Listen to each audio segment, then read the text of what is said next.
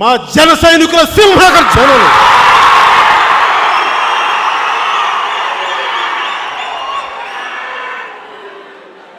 YCP గ్రామ సింహాల గోంకారం సహజం.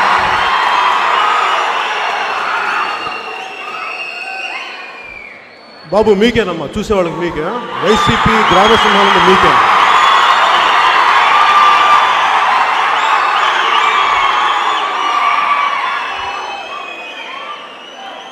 గోంకారము అనగా మొరుగుట.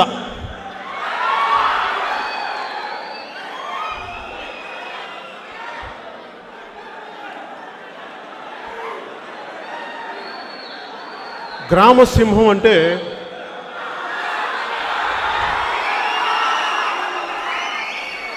చాలా పదకోశాలు, చాలా నిఘంటువులు పరిశీలించిన పిమ్మట అసలు గ్రామసింహం అంటే ఏంటి అనేది నేను కొంచెం రీసెర్చ్ చేశాను లాస్ట్ కొద్ది రోజుల నుంచి.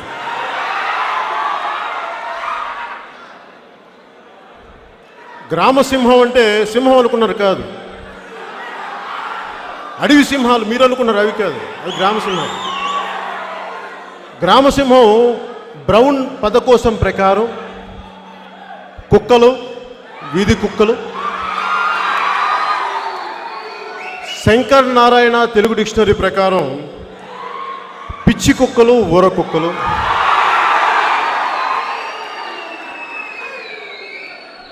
చివరిగా ఇంకొన్ని చివరిగా సూర్యరాయాంధ్రుని నిఘంటు ప్రకారం కరిచే కుక్కలు, అరిచి కరిచే కుక్కలు, ఎక్కువగా వాగి పళ్ళు రాలగొట్టించుకునే కుక్కలు,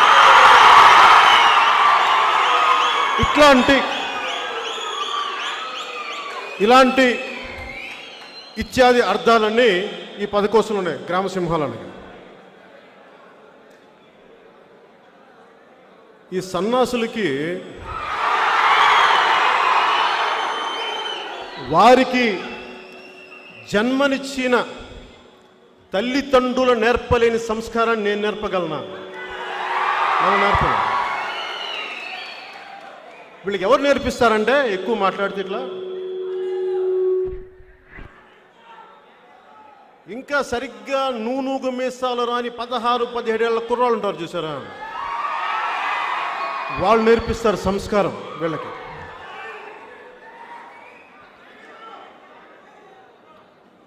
ఈ వైసీపీ వ్యక్తులకి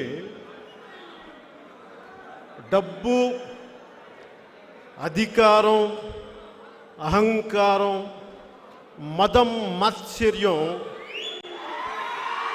బాగా ఎక్కువగా ఉన్నాయి. వాళ్ళకి అవన్నీ పుష్కలంగా ఉన్నాయి. వాళ్ళకి లేనిదల్లా ఒక భయం లేదు వాళ్ళకి. భయం మీకు నేర్పిస్తానమ్మా. మీకు భయం అంటే ఎలా ఉంటుంది నేర్పిస్తాను మీకు.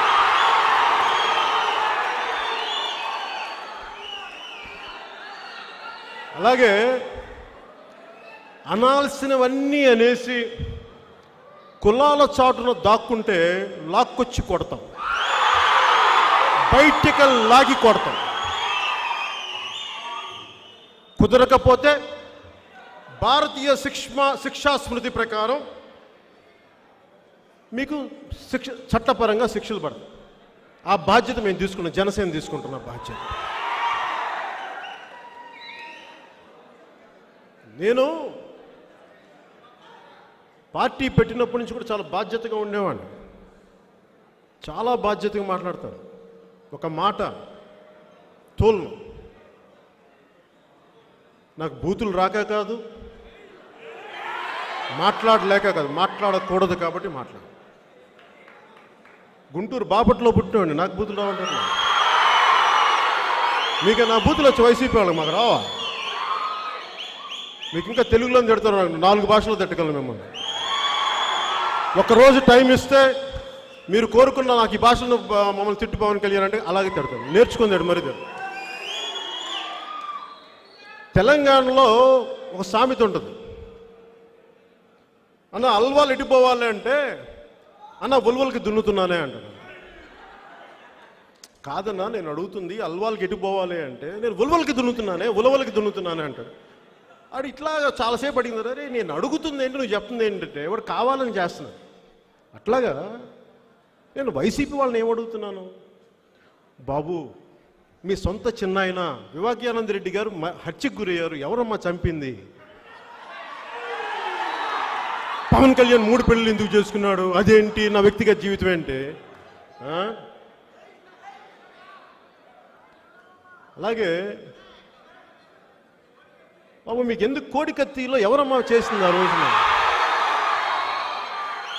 ఆ రోజున మీరు అంతా అరిచి గోల చేశారే. సిఎస్ఎఫ్ వాళ్ళు ఉండగా కేంద్ర కంట్రోల్లో ఉండి, నిఘా వ్యవస్థ కంట్రోల్లో ఉండి, భద్రతా వ్యవస్థ కంట్రోల్లో ఉండి మీ మీద దాడి చేస్తూ అంత గోల చేశారే. ఆ చంపింది ఎవరమ్మా అని ఆ రోజున అప్పటి గవర్నర్ నరసింహన్ గారు కూడా దీని వెనక చాలా పెద్ద కుట్ర ఉందని అన్నారు కదా. ఆయన కూడా చెప్పాలి దీనికి సమాధానం. అలా కుదరదు. ఇవి చెప్తే ఏంటి మాట్లాడతారు మీరు నా మీద? ఆ రివర్స్ టెండరింగ్ గురించి అడిగితే నా వ్యక్తిగత జీవితం పట్టుకొస్తారేంటి? నా వ్యక్తిగత జీవితం ఏముందిరా నాయన? బ్లాక్ అండ్ వైట్ మీ జీవితం కదా, రంగుల కాలంలో మీ జీవితం. ఇంకోటి చెప్తున్నా మీకు, నేను ఎప్పుడు కూడా లైన్ దాటి మాట్లాడను. ఈ వైసీపీ అధినాయకుడు కూడా చాలాసార్లు నా వ్యక్తిగత జీవితం గురించి మాట్లాడు. నేను మాట్లాడలేక, మాటలు లేక, సంస్కారం, నా తల్లిదండ్రుల సంస్కారం నేర్పించారు.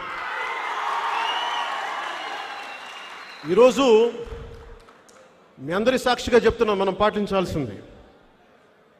నేను మిమ్మల్ని పాటించమని కోరుకుంటున్నాను. ఈ రోజున నేను ఆడబిడ్డలకి చాలా గౌరవం ఇస్తాను. వైసీపీ కార్యకర్త కుటుంబ సభ్యులను ప్రతి ఆడవారికి, ప్రతి వైసీపీ కార్యకర్త భార్య దగ్గర నుంచి వాళ్ళ అధినాయకుడు సతీమణి వరకు, అమ్మా నేను మీకు మాట ఇస్తున్నాను, మీరు మీ వాళ్ళు మాట తప్పుతారు, మీ వైపు ఒక్క మాట మా వాళ్ళని అన్నెవరు నేను అన్న, మీకు మాట ఇస్తున్నాను.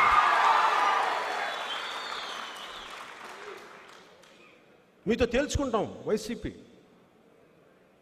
మీతో తేల్చుకుంటాం. పారిపోయే వ్యక్తిని కాదు. మీలాగా మాట తప్ప మెడం తిప్పం అవన్నీ మేము మాటలు చెప్పాం. నాన్న నేను చేసి చూపిస్తాం.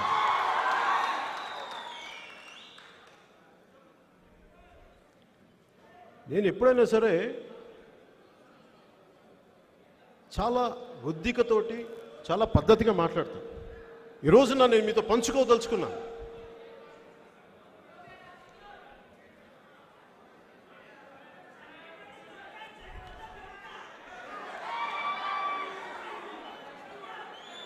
వాళ్ళు చాలాసార్లు అంటారు మా ప్రాథమిక హక్కు మాట్లాడడం. కరెక్టే, మీ ప్రాథమిక హక్కులు ఎప్పుడు దాకా? నా హక్కులు భంగం కలగనంత వరకే. నా హక్కులు భంగం కలిగితే మేము చూస్తూ కూర్చుంటామా? చూస్తూ కూర్చునే వాళ్ళం కాదమ్మా.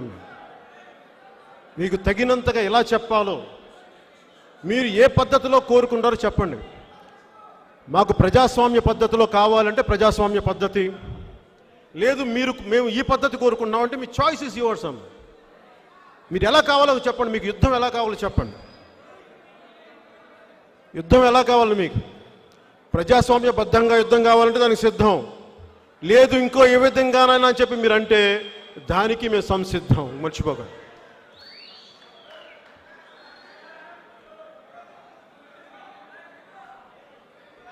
నేను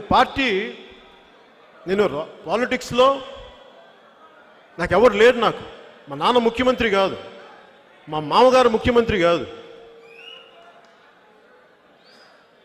ఇదే పొన్నూరు ఇక్కడ చూడ మా నాన్న హెడ్ కానిస్టేబుల్గా పనిచేసిన, అక్కడ స్టార్ట్ చేసిన మా నాన్న. నాకు మా నాన్న ఇచ్చింది వారసత్వంగా ఏమి ఇచ్చిన ఆస్తులు ఇవ్వాల మా నాన్న.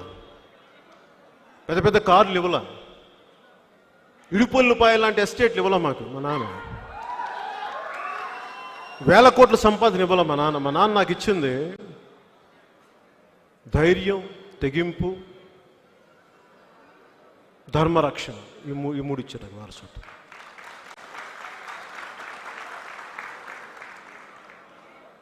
నేను ఈరోజు మీతోటి ఇది చాలా తీవ్రమైనది కాబట్టి, ఎందుకంటే ఇది నా ఒక్కడి ప్రయాణం కాదు, ఇది మనందరి ప్రయాణం కాబట్టి నేను చాలా బాధ్యతగానే మాట్లాడతాను, కొంత సమయం తీసుకుంటాను, జాగ్రత్తగా మాట్లాడతాను. ఏది మాట్లాడినా దాన్ని నిలబడతాను. నేను నడిచి చూపిస్తాను, మిమ్మల్ని నడవమని నేను అడగను, నేను నడిచి చూపిస్తాను. మీకు ఇష్టమైతే నాతో పాటు నడవండి. నేను ఎప్పుడు ఏది అడిగినా ఆంధ్రప్రదేశ్ అభివృద్ధి గురించి అడుగుతాను. దేనికి అడుగుతాను? నాకేంటి సరదా? 2014లో కూడా నేను టీడీపీతో ఎందుకు మద్దతు ఇచ్చాను, బీజేపీకి ఎందుకు మద్దతు ఇచ్చాను, ఒకసారి గతంలో కూడా వెళ్దాం. నేను ఎప్పుడు సినిమా హీరోని కాదు, నేను మీకు తెలియజేసుకోవాలి. నటుడు అవ్వాలని కూడా నాకు కోరిక లేదు. నేను పదే పదే సందర్భాల్లో చెప్తా ఉంటాను. నాకున్నదల్లా సాటి మనిషికి అన్యాయం జరిగితే నాకు స్పందించే గుణం ఉంది, అదొకటే నాలో ఉంది. నాకు అంతమించి ఇంకేం తెలియదు.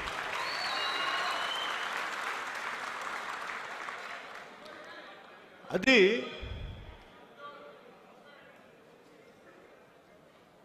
ధర్మో రక్షితి రక్షత అంట. నువ్వు ధర్మాన్ని రక్షిస్తే ధర్మాన్ని రక్షించి తీరుతుంది. దాన్ని త్రికరణ శుద్ధిగా నమ్మిన వాడిని నేను. 19-21 ఏళ్ల వయసులో నేను యోగ మార్గంలోకి వెళ్ళిపోయి, నాకు అవసరం లేదు రామ్లాల్ ప్రభుజీ యోగ మార్గంలోకి వెళ్ళిపోయి తిరుపతిలో ఉంటే, నువ్వు బాధ్యతల నుంచి తప్పించుకుంటున్నావు అని చెప్పేసి సోమరిగా అయిపోతున్నావు అని ఇంట్లో వాళ్ళు అంటే, గత్యంతరం లేక సినిమాలోకి వచ్చాను. ఇష్టపడి రాలేదు నేను సినిమాలోకి. రాజకీయాల్లోకి మటుకు ఇష్టపడి వచ్చాను నేను. ఎందుకు? సినిమాలు ఇష్టం లేక కాదు, సినిమాలు నాకు చాలా ఇష్టం, గౌరవం. అది నాకు అన్నం పెట్టేది, నా తల్లి. అది నన్ను తగ్గించట్లా నేను. కానీ రాజకీయాలు నాకు చాలా బాధ్యత. నేను ఏ పని చేసినా నా తోటలో ఒక పాదు తీయమంటే చాలా శుభ్రంగా తీస్తాను.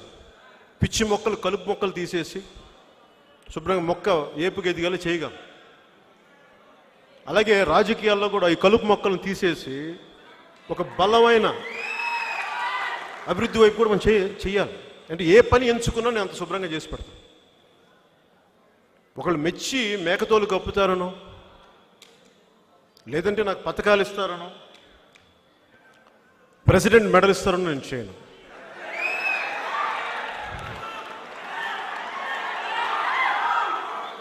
అంటే ప్రెసిడెంట్ మెడల్ కోసం చాలా కష్టపడాలి.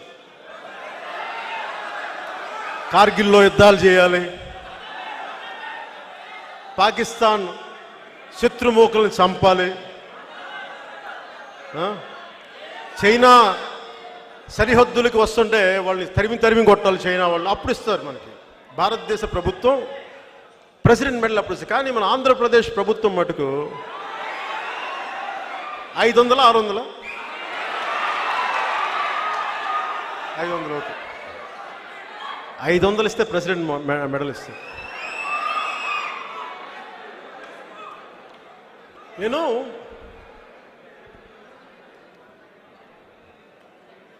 సో పాలిటిక్స్కి బీజం ఎప్పుడు పడింది అంటే,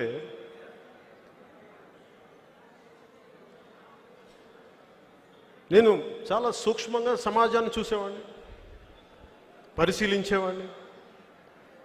చిన్నప్పటి నుంచి అలాంటి వాతావరణంలో పెరిగిన వాడిని మా నాన్నగారి వల్ల. మా నాన్నగారు ఆయన ఒక సోషలిస్టు, లేదంటే కమ్యూనిస్టు, ఒక రామభక్తుడు. మనందరికీ ఉండేది, మన కమ్యూనిజం మాట్లాడతాం, సోషలిజం మాట్లాడతాం, కానీ భక్తిని, సంస్కృతిని వదులుకోం మనం. అది మన దేశ తాలూకు లక్షణం, అది మూల లక్షణం. అదే నేను అలవాటు చేసుకున్నాను. సమసమాజం ఉండాలని కోరుకుంటాను. సమసమాజం అంటే డబ్బు సంపాదించే వాళ్ళని చావగొట్టి వాళ్ళందరి ఎదుగుదలని ఆపేసి మొత్తాన్ని దరిద్రులను చేయమని కాదు. నిత్య దరిద్రుడు నిశ్చింత పురుషుడు అన్న సూక్తిని ఈ వైసీపీ ప్రభుత్వం చేస్తూ ఉంది. అభివృద్ధి ఎక్కడుంది మీకు? అభివృద్ధి గురించి మాట్లాడమంటే అభివృద్ధి గురించి ఏముంది మీకు? అభివృద్ధి అని అంటే ఓకే, వీళ్ళు ఈ కోడికత్తి కేసులో క్రైమ్స్, లేదంటే వాళ్ళ సొంత చిన్న వివేకానంద రెడ్డి గారి హత్య కేసు, అదొక వైపు అయితే, మా వాళ్ళ మీద దాడులు, మా జన సైనికుల మీద దాడులు, మా ఆడపడుచుల మీద మీరు దాడులు, అది ఒక వైపు అయితే, అసలు అభివృద్ధి ఎక్కడుంది వీళ్ళకి? రోడ్లు వేయడానికి డబ్బులు లేవు, రోడ్లు వేయరు. ఒక పొలిటికల్ పార్టీగా మేము అడుగుతాం, మా హక్కు అది, మేము బాధ్యత తీసుకున్నాం. నాకేం సరదా కాదు. ఇంత లక్షలాది మంది ప్రేమించేవాళ్ళు, ఇన్ని కోట్లాది మంది ఆదరించేవాళ్ళు ఉండగా నేను ఒక బాధ్యత తీసుకొని ప్రతి సన్నాసి చేత నేను తిట్టించుకోవాల్సిన అవసరం నాకు లేదు. కానీ ఎందుకు నేను తిట్టించుకుంటాను, అది కూడా అడుగుతాను, చెప్తున్నాను మీకు. దేనికి? ఇది నా సమాజం, నా దేశం అనుకుంటాను, నా నేల అనుకుంటాను, ఇది నా సమాజం. ప్రేమ ఈ నేల మీద. ఆంధ్రప్రదేశ్లో పుట్టాను కాబట్టి, తెలంగాణలో ఎదిగాను కాబట్టి నేను నా బాధ్యత ఇక్కడ దాకా నిర్వర్తిస్తున్నాను. నాకేం సరదా కాదు వీళ్ళందరి చేత తిట్టించుకోవటం. నేను యోగ మార్గం నుంచి వచ్చిన వాడిని, నాకేది అంటదు నాకు. అంటే వీళ్ళందరూ ఏమనుకుంటారు, నన్ను తిట్టేస్తే చాలా కింద కూర్చొని ఏడ్చేస్తాను అనుకుంటారా వీళ్ళు? వెలవల ఇట్లాగా ఏముంటుందని, మన బుట్ట దిగిపోయినట్టుగా ఇలా కూర్చుంటారు. అలా కూర్చోనమ్మా నేను. అస్సలు మీరు తిట్టే కొద్దీ బలపడతాను తప్ప బలహీన పడను, గుర్తుపెట్టుకోండి. బలహీన పడకపోగా మీ ప్రతి ఒక్కళ్ళు గుర్తుపెట్టుకోండి, ప్రతి ఒక్కరు మరిచిపోయే ప్రశ్నే లేదు, గుర్తుపెట్టుకోండి. నేను యుద్ధం ప్రకటించను, ఎప్పుడు నేను యుద్ధం ప్రకటించను. మీరు లాగితే నేను వెనక్కి వెళ్ళను, గుర్తుపెట్టుకోండి. నేను చాలా పద్ధతిగా మాట్లాడుతున్నా, ఎన్నిసార్లు చాలా ఓర్పుగా మాట్లాడతా, తగ్గి మాట్లాడతా, అయ్యా అంట, బాబు అంట. కాదు కూడదంటే మటుకు నాకేం చేయాలో, ఎలా కొట్టాలో కూడా నాకు బాగా తెలుసు. మనం ఇది ఉదాహరణకి అసలు ఎందుకు మనం వీళ్ళందరూ ఏం మాట్లాడతారంటే, వీళ్ళంతా ఎనీ పొలిటికల్ పార్టీ, ముఖ్యంగా వైసీపీ. బాబు ఫోన్ తీసాను, వాళ్ళు చేస్తాను. ముఖ్యంగా వైసీపీ మేమిస్తున్నాం, గత ప్రభుత్వం కూడా మా పథకాలు వాళ్ళ పేర్లు అంటే, అలాగే వీళ్ళు ఆ అన్న పథకం, మా అన్న పథకం, పెద్దన్న పథకం. ఎవరు సొమ్ము ఇది నాకు అర్థం కావట్లా. మీరేదైనా చెమటోటి సంపాదించిన డబ్బులు అయ్యి, మీరు మనందరం పొద్దున లేచినప్పటి నుంచి, ఒక బ్రష్ కొనుక్కున్న దగ్గర నుంచి, టూత్పేస్ట్ వేసినప్పటి నుంచి, దేవుడికి అగరబత్తి వెలిగించినప్పటి నుంచి, నువ్వు వంట నూనెలో టిఫిన్ చేసుకునే దగ్గర నుంచి, నువ్వు అన్ని పనులు చేసుకుంటూ తిరిగి రాత్రి పడుకోబోయే ముందు టీవీ చూసే వరకు మనం ట్యాక్సులు కడతానే ఉన్నాం. అది జిఎస్టీ అనండి, సేల్స్ ట్యాక్స్ అనండి, అలాగే క్రయ విక్రయాల మీద ఒక 60 గజాల స్థలం అమ్ముకున్నా వైసీపీ వాళ్ళగా 6,000 ఎకరాలు సంపాదించుకుని ఏదైనా సరే ట్యాక్స్ కట్టాలి. మేబీ 6,000 ఎకరాలు సంపాదించుకున్న వాళ్ళు ట్యాక్సులు కట్టడం అది మనకు తెలియదు, అది కొంచెం ఎక్సెప్షనల్ కేసులు. మరి ఇంతమంది ట్యాక్సులు కడితే ఆ ట్యాక్స్కి ఒక చోట చేరుతాయి. మీరు పొద్దున్న లేసిన, అలాగే కొంచెం అలా ఈ కొన్ని వ్యసనాలు ఏదైనా అలవాట్లు ఏమైనా ఉంటే, స్మోకింగ్ కానీ ఇవి కానీ, వాటికి 27% లేదా 70%. ఈ ట్యాక్స్లన్నీ కట్టి వెళ్తే అవన్నీ ప్రభుత్వ ఖజానాలకు చేరిన తర్వాత అయ్యి మనందరికీ ఒక క్రమ పద్ధతిలో అభివృద్ధి పదంలో పంచాలి. అలా కాకుండా వీళ్ళు నాకు ఓటేస్తారు వీళ్ళకి పంచుతా, వీళ్ళు నాకు ఓటేశారు కాబట్టి వీళ్ళకి పంచుతా, వీళ్ళలో కూడా వాళ్ళకి ఇస్తాను వీళ్ళకి ఇవ్వను, ఆ పెద్ద ఆయనకి పెన్షన్ ఇస్తాను ఆ పెద్దమ్మకి నేను పెన్షన్ ఇవ్వను, వీళ్ళకి నేను రేషన్ కట్ చేస్తా వాళ్ళకి రేషన్ ఇస్తా. ఇలా మీరు అస్తవ్యస్తంగా చేస్తే మేము అడగము మిమ్మల్ని. అంటే మీరేంటి కిరాయి మోకలను పెట్టుకొని, కోడికత్తు గ్యాంగుల్ని పెట్టుకొని, లేదంటే కాదమ్మా, మీరు కోడికత్తు గ్యాంగుల్ని పెట్టుకొని, కిరాయి మోకలను పెట్టుకొని, లేదంటే బాంబులతో దాడులు చేస్తామంటే మేము భయపడతామా?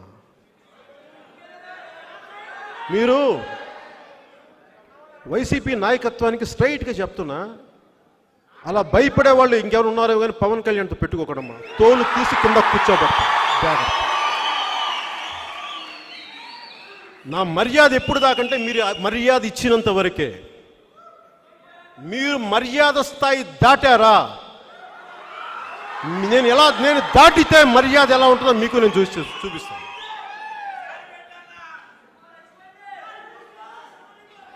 అలాగే నేను మన ఏదో సినిమా టికెట్ల గురించి ఏదో అడిగా. నాకేం వస్తాయి ఆ సినిమా టికెట్లు? నాకు వస్తాయి డబ్బులు? నాకేం థియేటర్స్ ఉన్నాయా? నాకు సన్నాసులారా, మీకు తెలియదా థియేటర్లు ఉన్నాయా? థియేటర్లు ఉన్నాయా? నాకు ఎవరికున్నాయి థియేటర్లు ఇక్కడ? మీ వైసీపీ వాళ్ళకి ఎక్కువ ఉన్నాయి. కాకినాడ థియేటర్స్ ఎవరు? మీ వైసీపీ వాళ్ళవి కావా? నెల్లూరు థియేటర్, నెల్లూరు మీకు ఎవరు? మీ మాగుడు శ్రీనివాసులు గారు మీ ఎంపీ కదా మీ. అదేలే ఇంకా అక్కడ ఇక్కడ కదా అన్నీ కలిపి నాకు వస్తాయి డబ్బులు.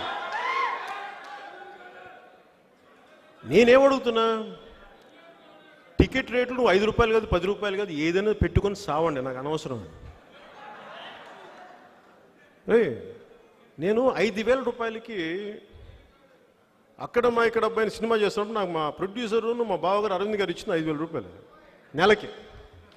పెద్ద మనసుడు 5,000 రూపాయలు ఇచ్చారు. పాప అంతమంది నేను ఏం కోరుకుంటాం. అలాగే జానీ సినిమాకి సినిమా పోతే డబ్బులన్నీ ఇచ్చేసాను. రూపాయి సున్నా తీసుకుంది. రూపాయికి అప్పు చేశాను 15 లక్షలు.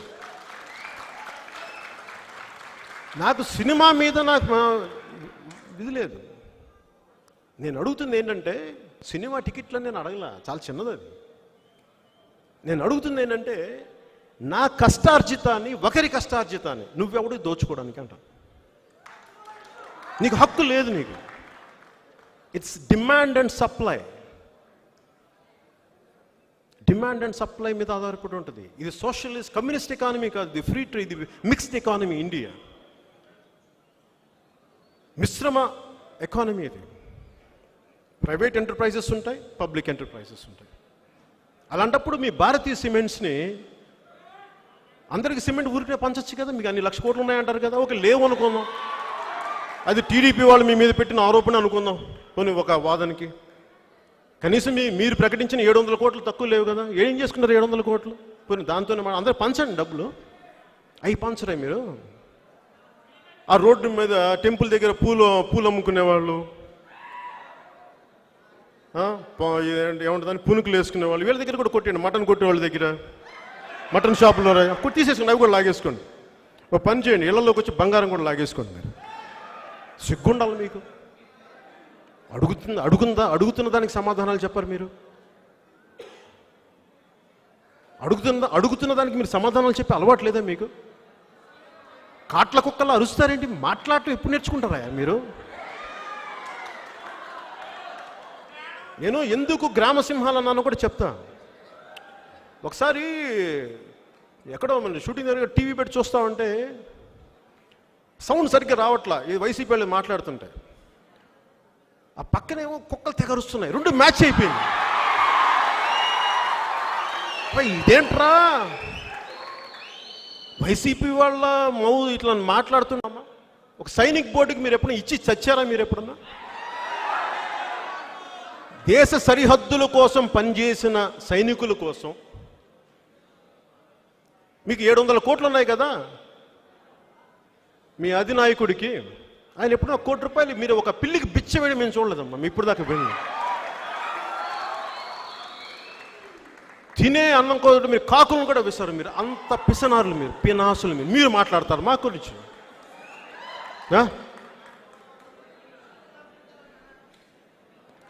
ఏదన్నా తగిలితే, ఏదైనా అడిగితే గింజుకుపోతారు. వీళ్ళేమో మనల్ని వచ్చి కొట్టేయచ్చు, వీళ్ళు వచ్చి మనల్ని తిట్టేయచ్చు, పచ్చిబూతులు తిట్టేయచ్చు. మన మటుకు సార్ అలాగే సార్ ఏం రా అని పిచ్చి పచ్చిబూతులు సార్ నమస్కారం అలా అనవమ్మా. అస్సలు అనే ప్రశ్న లేదమ్మా. మీరు నువ్వమ్మా, మీరు ఆ టైం అయిపోయిందమ్మా. చాలా రిటైర్డ్ అయిపోయారు మీరు. ఎప్పుడు చాలా పాత ఫ్యూడలిస్టిక్ భావనలో ఉన్నారు మీరు. ఇంకా ఇది మీ గడీలు కాదు, ఇది మీ ఇడుపులపై ఎస్టేట్లు కాదు, ఇది ఆంధ్రప్రదేశ్. రిపబ్లిక్ ఆఫ్ ఇండియా, సర్వసత్తాక భారతదేశం, గుర్తుపెట్టుకోండి. మీరు, నేను ఎవరికి తల ఉంచుతా? మహాశయుడు అంబేద్కర్కి తల ఉంచుతాం. బోస్కి, సుభాష్ చంద్ర బోస్కి తల దించుతాం. భగత్ సింగ్కి జోహార్లు అర్పిస్తాం. గాంధీజీకి మోకరిల్లుతాం. మీలాంటి వాళ్ళకి తాట తీస్తాం. జాగ్రత్త.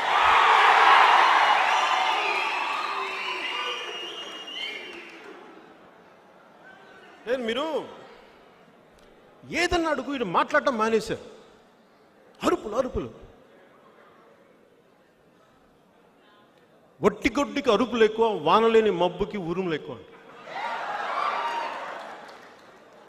ఎందుకు ఇలా అరుస్తారంటే, అభివృద్ధి లేదు కనుక. రోడ్లు వేసారా మీరు ఇప్పుడు దాకా వచ్చి? ఏం బిగుతారా మీరు రోడ్లు లేకుండా?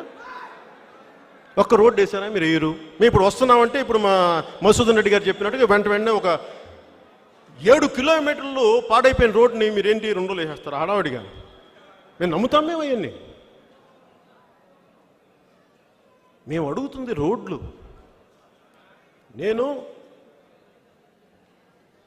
నన్ను వీళ్ళ నాయకుడు నన్ను ఓపెనింగ్కి పిలిచారు. మీకు ఇప్పటిదాకా చెప్పలేదు. నేను ఓడిపోయి 2 చోట్ల వాళ్ళు ఫోన్ చేశారు నాకు, నన్ను ఆహ్వానించారు ప్రమాణ స్వీకారానికి రమ్మని. నేను చెప్పాను, శుభాకాంక్షలు చెప్పాను. ఆ రోజే చెప్పాను, భవిష్యత్తులో చాలా నిర్మాణాత్మకంగా మేము వ్యవహరిస్తామని చెప్పాను. ఎక్కడ నేను మాట తప్పలేదే.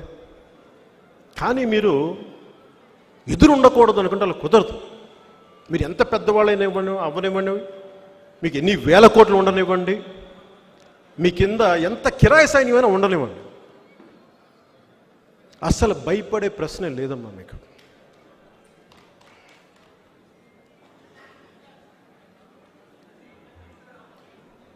మనందరం ఏం నమ్ముతామంటే, ఉదాహరణకు తోడేళ్ళ గుంపు, మేము జీతాలు లేకుండా మేము గొర్రెల మందిని కాపు కాస్తామంటే నమ్ముతామా మేము? వైసీపీ వాళ్ళు మేము అవినీతి లేకుండా మేము పాలన సాగిస్తామంటే మేము నమ్ముతామా మిమ్మల్ని? మీరు అమ్మే గవర్నమెంట్ ఈ సారాయి డికాలు డబ్బులు ఎక్కడికి వెళ్తున్నాయి? దాదాపు వారు చెప్పిన లెక్కల ప్రకారమే రాష్ట్ర ఆదాయం ఇట్లా ట్యాక్స్, ఇందాక మీకు చెప్పినట్టుగా బ్రష్ల దగ్గర నుంచి, పేస్టుల దగ్గర నుంచి, నూనెల దగ్గర నుంచి అన్నిటి మీద స్టేట్ ట్యాక్స్లు, తర్వాత మనకి రోడ్ ట్యాక్స్లు అన్నీ కలిపి, లేదంటే మనకి జిఎస్టీలు అన్నీ కలిపి మన షేర్కి వాటా అన్ని రకాలు వస్తే దాదాపు 1,29,000 కోట్లు, 1,00,000 కోట్ల పైన అనుకోండి. ఆ 1,00,000 కోట్లు ఏం చేస్తారు మీరు? జీతాలు ఇవ్వరు, జీతాలు 2 వారాలుగా లేట్ చేస్తారు, పెన్షన్లు ఇవ్వరు, పెన్షన్లు 3వ వారానికి కానీ ఇవ్వరు. ఈ మధ్యన వైజాగ్లో మాకు తెలిసిన వాళ్ళు ఉత్తరాంధ్రలో ఒక ఎక్సైజ్ ఎస్ఐ చనిపోయారు. చనిపోయి దాదాపు సంవత్సరికం కూడా వస్తుంటే ఈ రోజుకి అడిగితే ఆ పెన్షన్ ఆఫీస్కి వెళ్తే ఆయన అంట సాగతిస్తున్నారండి, ఇవ్వట్లేదంటే. వాళ్ళు అడిగారు, బాబు మా భర్త పోయారయ్యా, మాకు ఏం చేయాలో తెలియట్లేదు, డబ్బులు ఇవ్వంటే, అమ్మ మీకు కావాలని డబ్బులు ఇస్తాము, మీకు లంచం కూడా ఇస్తామంటే, లంచాలు కాదమ్మా, మాకు అట్లాంటి మనుషులు ఇంకా మేము ఇవ్వడానికి కాదు, డబ్బులు లేవమ్మా మా దగ్గర. ఇది రాష్ట్ర ఆర్థిక పరిస్థితి. దేని గురించి మాట్లాడితే నీచంగా తిట్టేసి, నీచంగా మాట్లాడి, వ్యక్తిగతంగా వచ్చేసి, కుటుంబాల జోలికి వచ్చేసి, మేము మా ఇంటి ఆడపడుచుల జోలికి వచ్చేసి ఇంత దిగజారిపోతే ఎలా? మీరు, మీకు ఆడబిడ్డలు ఉన్నారు కదా, మీకు కూతుర్లు ఉన్నారు కదా, మీకు బిడ్డలు ఉన్నారు కదా, మీకు అనిపించదా మనసులో ఇది తప్పు, ఇలా మాట్లాడకూడదని? కనీసం మీ కుటుంబ సభ్యులు, మీ ఆడవాళ్ళు ఎవరు చెప్పరా మీకు? దయచేసి కొంచెం విఘ్నత పాటించండి. ఇది కేవలం నేను మీ ఇంటి ఆడపడుచులు, మీ తల్లులు, వారి మీద గౌరవంతో మాట్లాడుతున్నాను. ఇట్లా నేను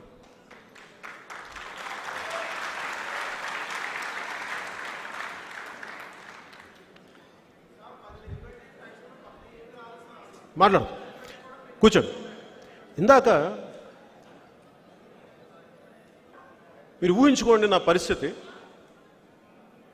నాకేం సరదా కాదు, మీరు అర్థం చేసుకోవాల్సింది, నేను కోట్లు ట్యాక్స్ కట్టే సినిమా రంగం నుంచి వచ్చిన వాడు. నాకేం సరదా కాదు. నేను ఒక జర్నీ కూడా చెప్పాలి మీకు. 2008లో అప్పుడు పిఆర్పి పార్టీ ప్రస్థానం కూడా చెప్పాలి, చాలా అవసరం ఈ సందర్భంలో. ఆ రోజున చాలామంది నాకు రాజకీయాల్లోకి ముందుకు రావాలని లేదు, మా అన్నయ్య గారు వస్తే ఆయన వెంట సహకారం అందిద్దామని వచ్చాను. నాకు అది సరిపోతుంది, ఎందుకంటే నేను ముందుకు వచ్చే వ్యక్తిని కాదు, నేను సాధ్యమైనంత వెనక్కి ఉండి మీకు నేను సపోర్ట్ చేసే వ్యక్తిని. ఆ రోజు పరిస్థితుల్లో ముందుకు వెళ్ళలేకపోయాం. ఇంతమంది ఒక సభ పెడితే 10 లక్షల మంది జనాభా వచ్చారు. ఉమ్మడి రాష్ట్రానికి దిశానిర్దేశం మారిపోద్ది ఈ పార్టీ వస్తే అనుకున్న పరిస్థితుల నుంచి అక్కడికి వచ్చినప్పుడు దానిని ఈ చుట్టుపక్కల వ్యక్తులు నడపలివ్వలేని పరిస్థితిలోకి వచ్చి దాంట్లో భాగస్వామ్యం నేను ఏమి చేస్తాను నిస్సహాయంగా ఉండిపోయాను అన్న బాధ నాలో ఉండిపోయింది. ఎందుకంటే మన కోసం ఇంతమంది వస్తే మనం నిలబడలేకపోయామే, అది గుండెల్లో గూడు కట్టుకుపోయింది. కానీ మన కోసం వచ్చారు ఇంతమంది, మనం ఓడిపోతామో గెలుస్తామో, అది ప్రజాస్వామ్యంలో ఒక భాగం, అది ఎన్నికల్లో ఒక భాగం. అది కానీ మాట ఇచ్చామే, అది నన్ను తొలిచేసిందమ్మా. అది నన్ను అందుకు నేను ఎప్పుడు బయటికి రాలే. ఎలా చెప్పను మీకు, ఏమైపోయామంటే ఏం లేదు, బయట కాము కూర్చొని ఏం చేయాలో తెలియక. నాకు ఎప్పుడు ఉన్న సమస్య రాజకీయాల్లో పాలకులతో సమస్య. మీరు చెప్పండి, ఇంతమంది ప్రజలు ఉన్నారు, ఇన్ని కోట్ల మంది ప్రజలకి సంబంధం ఏంటి చెప్పండి. ఏ ముఖ్యమంత్రి ఉన్నా, ఏ కులం నుంచి వచ్చినా ఆ పాలకులు చేసిన పాలసీలకి ప్రజలు ఎలా బాధ్యులు అవుతారు? ఇట్లాగా అందరూ నడుపుకుంటా వచ్చి రాష్ట్ర విభజన జరిగిపోయింది. రాష్ట్ర విభజన జరిగినప్పటి నుంచి ఇప్పుడు దాకా కోలుకోలేదు. నేను భయం వేసింది నాకు. 10 సంవత్సరాలు అందరూ తిట్లు తిన్నారే, ప్రజలు తిట్లు తిన్నారే. ఆంధ్ర పాలకులు చేసిన తప్పులకి ఆంధ్ర ప్రజలు తిట్లు తిన్నారే, ఆంధ్ర ప్రజలు భయానికి గురయ్యారే. నాకు వాళ్ళందరినీ చూసి అరే విభజన జరిగిపోయింది, ఎవరు మాట్లాడలేదండి అందరూ. ఎందుకంటే అందరికీ ఆస్తులు ఉన్నాయి, అందరికీ డబ్బులు ఉన్నాయి, పేరుంది, ఎవరు ఏది రిస్క్ చేయడానికి ఎవరు లేరు. నాకేమనిపించింది, ఏమవుద్ది మహా అయితే మాట్లాడితే, ఒక సత్యాన్ని ఆవిష్కరింపజేసి మీరు తిట్ల వల్ల ఆంధ్ర పాలకులు చేసిన తప్పులకి ఆంధ్ర ప్రాంత ప్రజలను శిక్షించకండి, వారి మీద కక్ష కట్టకండి, ఆ ఉద్దేశంతో వచ్చాను నేను. అలాగే ఈ విభజిత మిగిలిపోయిన ఆంధ్ర రాష్ట్రం ముక్క ఎవరి చేతుల్లోకి వెళ్ళిపోద్ది? ఇది అన్నం ఉడికిందా లేదా అంటానికి ఫుల్ అన్నం చేతిలో పెడతామా? చిన్న మెతుకు పట్టుకుంటే తెలియదా? ఒక గృహిణికి తెలుస్తుంది. అలాగా వైసీపీ ఏంటో మొత్తం చెప్పాలి, పాలన చూడాలా, ఆదిలోని తెలియదా? ఇవన్నీ దృష్టిలో పెట్టుకొని అప్పటి ప్రధానమంత్రి అభ్యర్థిగా ఉన్న మోదీ గారు పిలుపు మేరకు వెళ్ళి తెలుగుదేశం పార్టీకి మద్దతు తెలిపితే అట్లా నా ప్రయాణం సాగింది. దీంట్లో ఎక్కడా కూడా మీరు చెప్పండి, నాకు నిజంగా ఒక పార్టీ స్థలం కావాలంటే నేను నా బిడ్డల ఎఫ్డీలు వాళ్ళ భవిష్యత్తు కోసం పెట్టుకున్న ఆ డబ్బుని బ్రేక్ తీసుకొచ్చి ఇక్కడ ఈ స్థలం ఎందుకు కడతాను, ఇది ఎందుకు కొనాల్సిన నాకు అవసరం ఏంటి? మీకు అధికారం రావడానికి ఎంత తోడ్పడ్డానే, నేను అడుగుండొచ్చు కదా ఒక స్థలం. కనీసం మీరు ఎక్కడ స్థలం చూపి నేను అడగలా. నాకు ఆత్మగౌరవం చాలా ఎక్కువ. ఎందుకంటే డబ్బులు లేకపోతే పస్తులు ఉంటాం, కానీ ఆత్మగౌరవాన్ని చంపుకోం, అడగం. నేను చేసి పెట్టేవాడిని, నేను ఇచ్చేవాడిని, తీసుకునేవాడిని కాదు. నాకు ఎన్నికల్లో ఓట్లు అడగడానికి కూడా ఇబ్బంది. నాకు మీకు తెలీదా నేను దేనికోసం వస్తాను? నాకు డబ్బులు కావాలా, నాకేం కొత్తగా పేరు కావాలా, నాకేం కొత్తగా అధికారం కావాలా? ఏమి ఇవ్వగలరు నాకు ప్రజలు చెప్పండి, నిజంగా చెప్పండి. నేను మీ బాగు కోసం కదా వచ్చింది.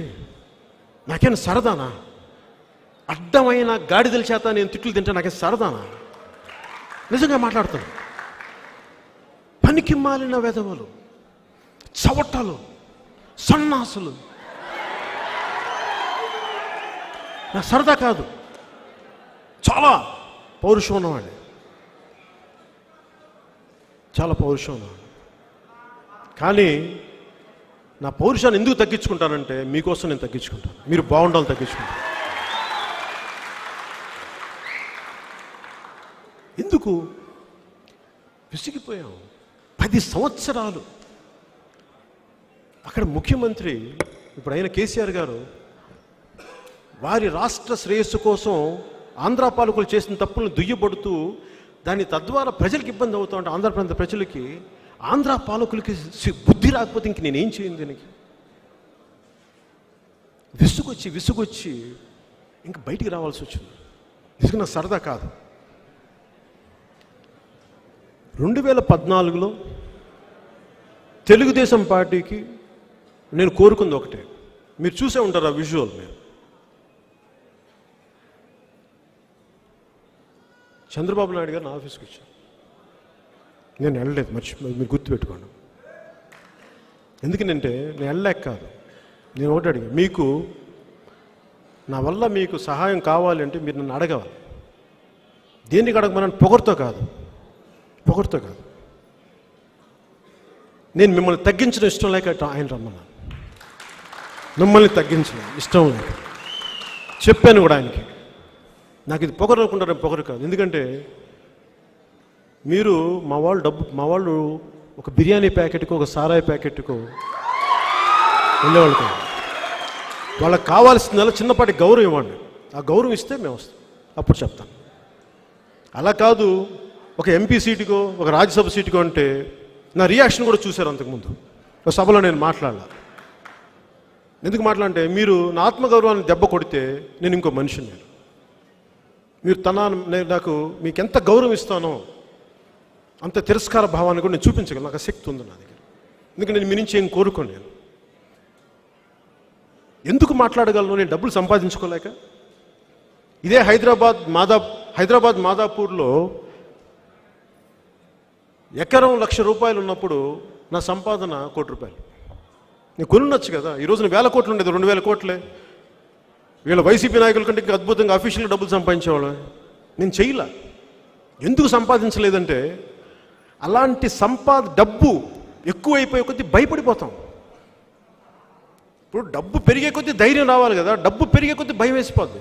వాళ్ళు ఏం చేసేస్తారేమో, ఇదేం చేసేస్తారేమో, ఇట్లా అని. ఇవన్నీ ఆలోచించి నేను ఎప్పుడు డబ్బు వెంట పడలా. ఎందుకంటే నాకు ధైర్యం, నా ధనం ధైర్యం, ద్రవ్యం కాదు.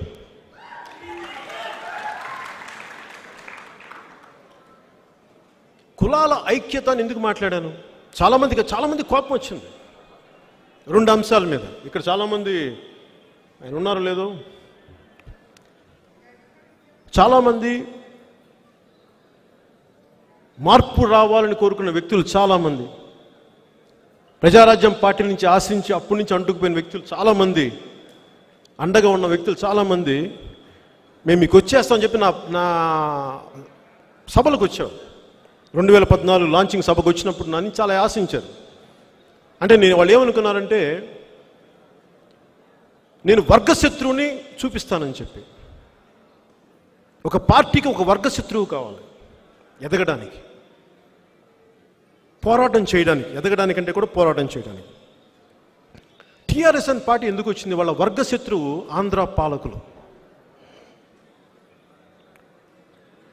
వైసీపీకి వర్గశత్రువులు కమ్మవారు.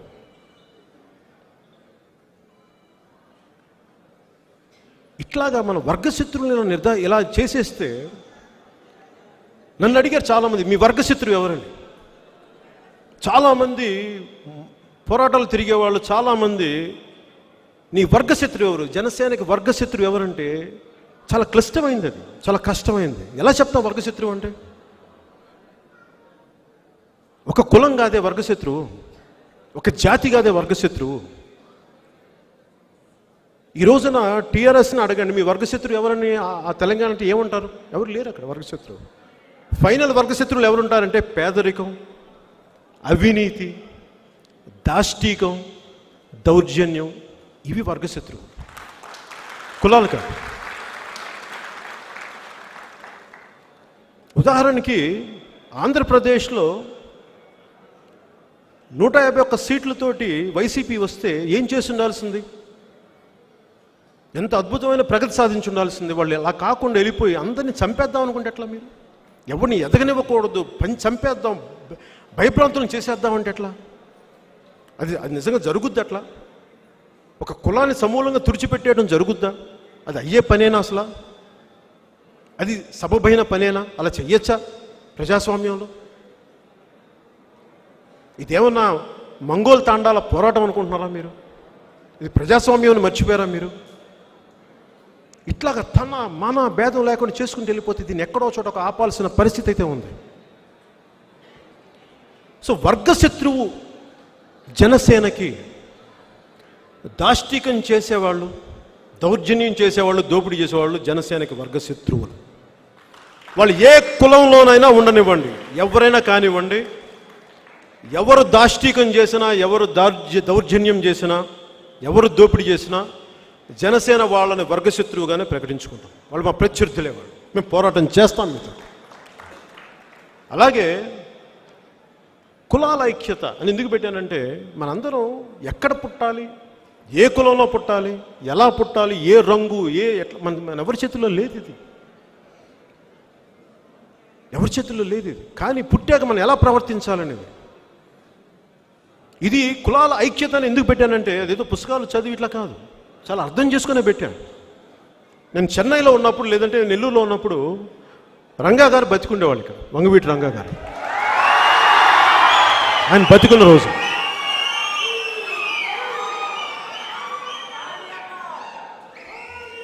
వంగవీటి రంగా గారు బతికున్న రోజుల్లో నేను ఒకసారి చూశాను, 2 సార్లు చూశాను గుర్తులేదు. నేను మొత్తానికి ఆయన చూశాను. నేను కలవలేదు, నేను చూశాను. ఎందుకంటే నేను చిన్నవాడిని. ఆయన తీసుకొచ్చిన వాళ్ళు ఎవరు? ఆయన స్నేహితులైన కమ్మవారు, అన్నయ్య గారి ప్రొడ్యూసర్లు. రంగా గారిని రావడం చూశాను, నమస్కారం పెట్టడం చూశాను. నేను వాళ్ళకి కాఫీలు పంపించాను అంతే, కాఫీలు పురమాయించి. పోనీ నాకు అలాగే నా కజిన్ మెహర్ రమేష్ ఒక అబ్బాయి ఉన్నాడు. అబ్బాయి గుడ్లవల్లేరులో చదువుకుంటూ ఒకసారి సెలవులకు వచ్చేసాడు. ఏరా నీకు హాలిడేస్, ఇప్పుడు హాలిడేస్ కూడా కాదు, ఎందుకు వచ్చేసామంటే, లేదు క్యాస్ట్ గొడవలు జరుగుతున్నాయి, పాలిటెక్నిక్ కాలేజ్ మూసేస్తే వచ్చేసాను. నాకు అప్పటి నుంచి ఏంటంటే, ఏంటి ఇంత గొడవలు ఏముంటాయి? నేను నెల్లూరులో పెరిగినవాడిని, నేను నెల్లూరులో ఇంత గొడవలు ఎప్పుడు చూడలేదు. సో నాకు ఆ తర్వాత నేను దాన్ని అధ్యయనం చేయడం మొదలుపెట్టాను, కొన్ని చూశాను. రంగా గారు చనిపోవడం నాకు మనుషులు రావడం చూశాను చెన్నైకి, మెడ్రాస్కి. తర్వాత విజయవాడ ఒక 1 నెల రోజులు తగలబడిపోతున్నప్పుడు ఆ ఫోటోలు చూశాను. అన్నీ చూసి ఒక ఇట్లా అయిపోయింది ఏంటంటే, తర్వాత నేను అర్థం చేసుకునే కొద్దీ అయితే దాన్ని మీ అందరికీ తెలిసిందే, నాకు అర్థమైంది. కానీ నాకు ఒక మౌలికమైన ప్రశ్న ఏంటంటే, రంగా గారు ఊరు వెళ్తున్నప్పుడు, ఆయన సభలు పెడుతున్నప్పుడు చాలామంది చెప్పేవాళ్ళు కృష్ణానది తీరం అంతా నిండిపోయేదని. మరి అలాంటి రంగా గారు అప్పటి రాష్ట్ర పాలకుల నుంచి, ఐఎమ్ వెరీ క్లియర్, అప్పటి రాష్ట్ర పాలకుల నుంచి నాకు ప్రాణ భయం ఉంది అంటే,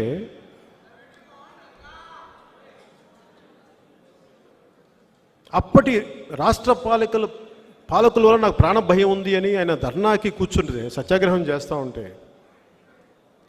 నాకు ఒకటే ప్రశ్న అనిపించింది. కృష్ణానది తీరం అంతా నిండిపోయేంత జనం వచ్చారు కదా, కనీసం వీళ్ళలో రోజుకి 100 మంది కూడా ఆయన పక్కన ఎందుకు కూర్చోలేకపోయారని అనిపించింది నాకు. ఏమైపోయారు వీళ్ళు? ఒక సభకి వచ్చారే,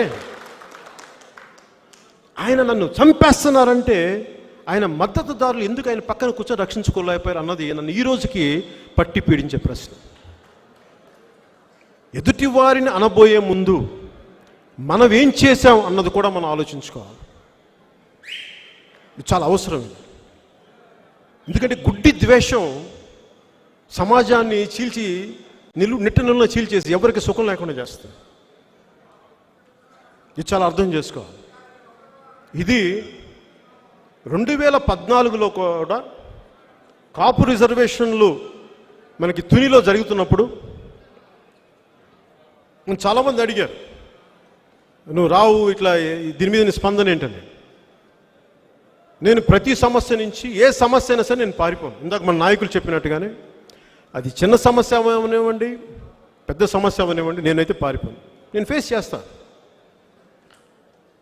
శతకోటి దరిద్రాలకి అనంతకోటి ఉపాయాల్లాగా శతకోటి సమస్యలకి అనంతకోటి పరిష్కారాలు ఉంటాయని నేను నమ్మేవాడిని. నేను పారిపోను, ఏ సమస్య నుంచి పారిపోను. ఇబ్బంది పెడుతుంది నన్ను తిట్టుకోవచ్చు, కానీ నేను పారిపోను, ఎందుకంటే నేను బాధ్యత తీసుకున్నాను కాబట్టి. కానీ నేను ఆ రోజున నేను కొంతమంది మాట్లాడితే, కొన్ని నీగా వర్గాలు వీళ్ళందరితో మాట్లాడితే, కొన్ని వైసీపీ వర్గాలు దూరిపోయిన దాంట్లో గొడవలు చేయడానికి సిద్ధమైపోయారని చెప్తే, పైగా అక్కడ ఏమైంది, సభ మాట్లాడుతూ ట్రైన్ దగ్గరికి వెళ్తారనేది ఎవరికి తెలియదు, రైలు కట్టాల మీద కూర్చుంటారని ఎవరికి తెలియదు, ఎవరు చెప్పలేదు. ఎందుకంటే ఇది నాకు చెప్పింది చాలామంది కాపు నాయకులు చెప్పారు. అలా గొడవ జరిగిపోయి ఎన్నో సంవత్సరాలకు ఇంతమంది కోరుకుంటున్న ఒక ఉద్యమం ఒక్క చిన్నపాటి పొరపాటు ఈరోజు ఏమి కాకుండా అయిపోయింది. అట్లాగా ప్రతి సమస్య. ఈరోజు రాయలసీమలో కూడా నేను మొన్న వెళ్తే దళితుల హక్కులు కాల రాసేస్తారండి.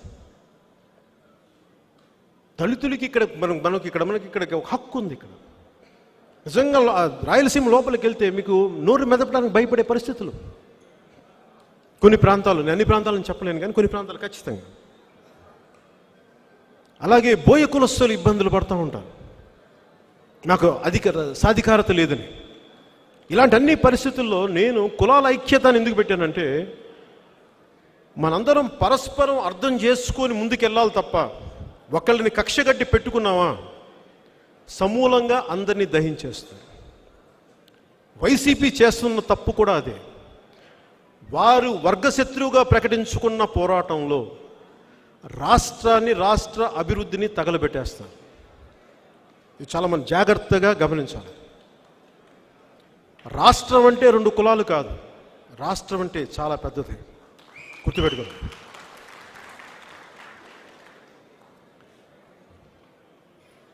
ఇది ఇలా ప్రతి సమస్య మీద మేము బలంగా మాట్లాడతాం, నిలబడతాం.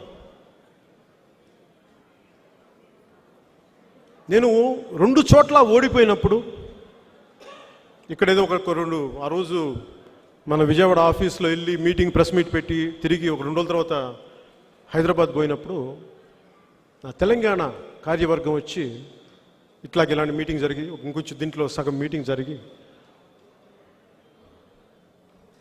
కనీసం నువ్వు ఇక్కడన్నా పోటీ చేసుకుని మిమ్మల్ని గెలిపించుకున్నావాడన్నామా అని చెప్పి ఏడ్ చేశాను అందరు. కనీసం అంటే నేను చెప్పాను, అక్కడున్న పరిస్థితులు వేరు, అక్కడ పోరాటం చేయాల్సిన పరిస్థితులు, అండగా నిలబడాల్సిన పరిస్థితులు, ఒక్కొక్కరు ఆలోచన విధానం వేరుంటుంది. నేను గెలుస్తాను ఓడిపోతానని కాదు, పాపం కష్టాల్లో ఉన్న వాళ్ళకి అండగా వెళ్తాను, నిలబడవచ్చు, నన్ను గెలిపించవచ్చు, ఓడించవచ్చు, దట్స్ ఓకే. అది ఎందుకంటే నేను మిమ్మల్ని దేహి అని ఎప్పుడు అడగను. నేను మీకు అండగా నిలబడేవాడిని, మిమ్మల్ని దేహి అని ఎప్పుడు అడగను. నేను భిక్షగాని కాదు. మీకు నా మీద నమ్మకం ఉండి నిలబడతాడు సమస్యల మీద అంటే అప్పుడు మీరు నన్ను గెలిపించండి. మీరు నన్ను గెలిపించి చూపించండి, రాష్ట్రాభివృద్ధి ఎలా ఉంటుందో మీకు చేసి చూపిస్తాను మాటల్లో. అలాగే శాంతి భద్రతలు ఎలా ఉంటాయో చేసి చూపిస్తాను మీకు.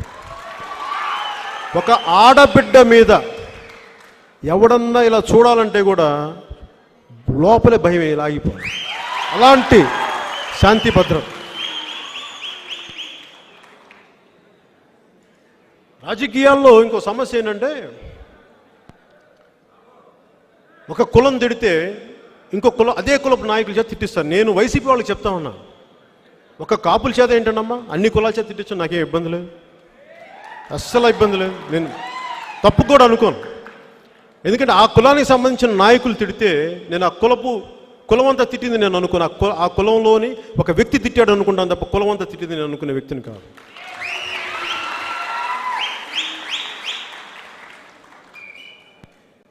నేను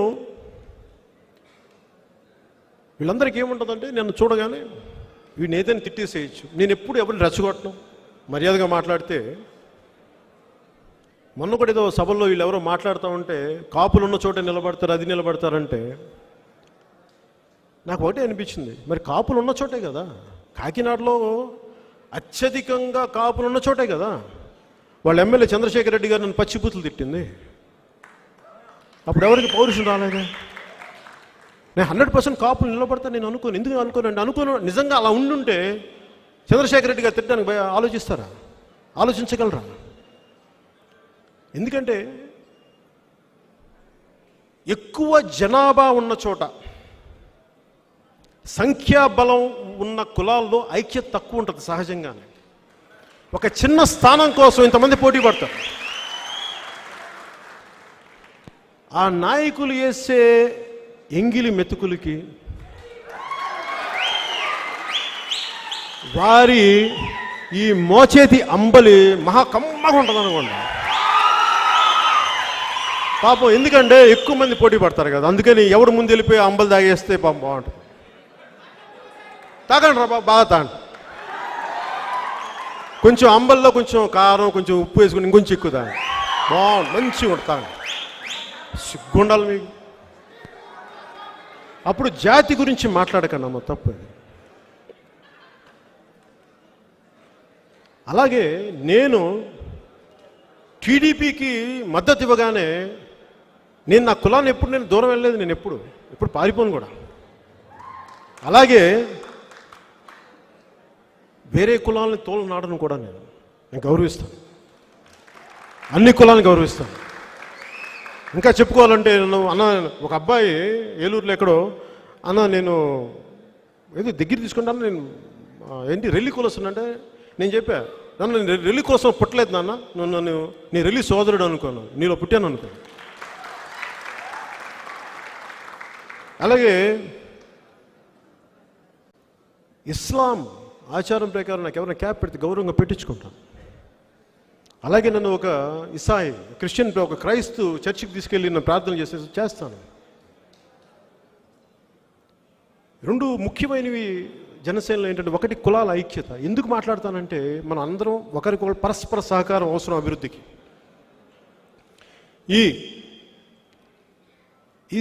ఈ దీంట్లో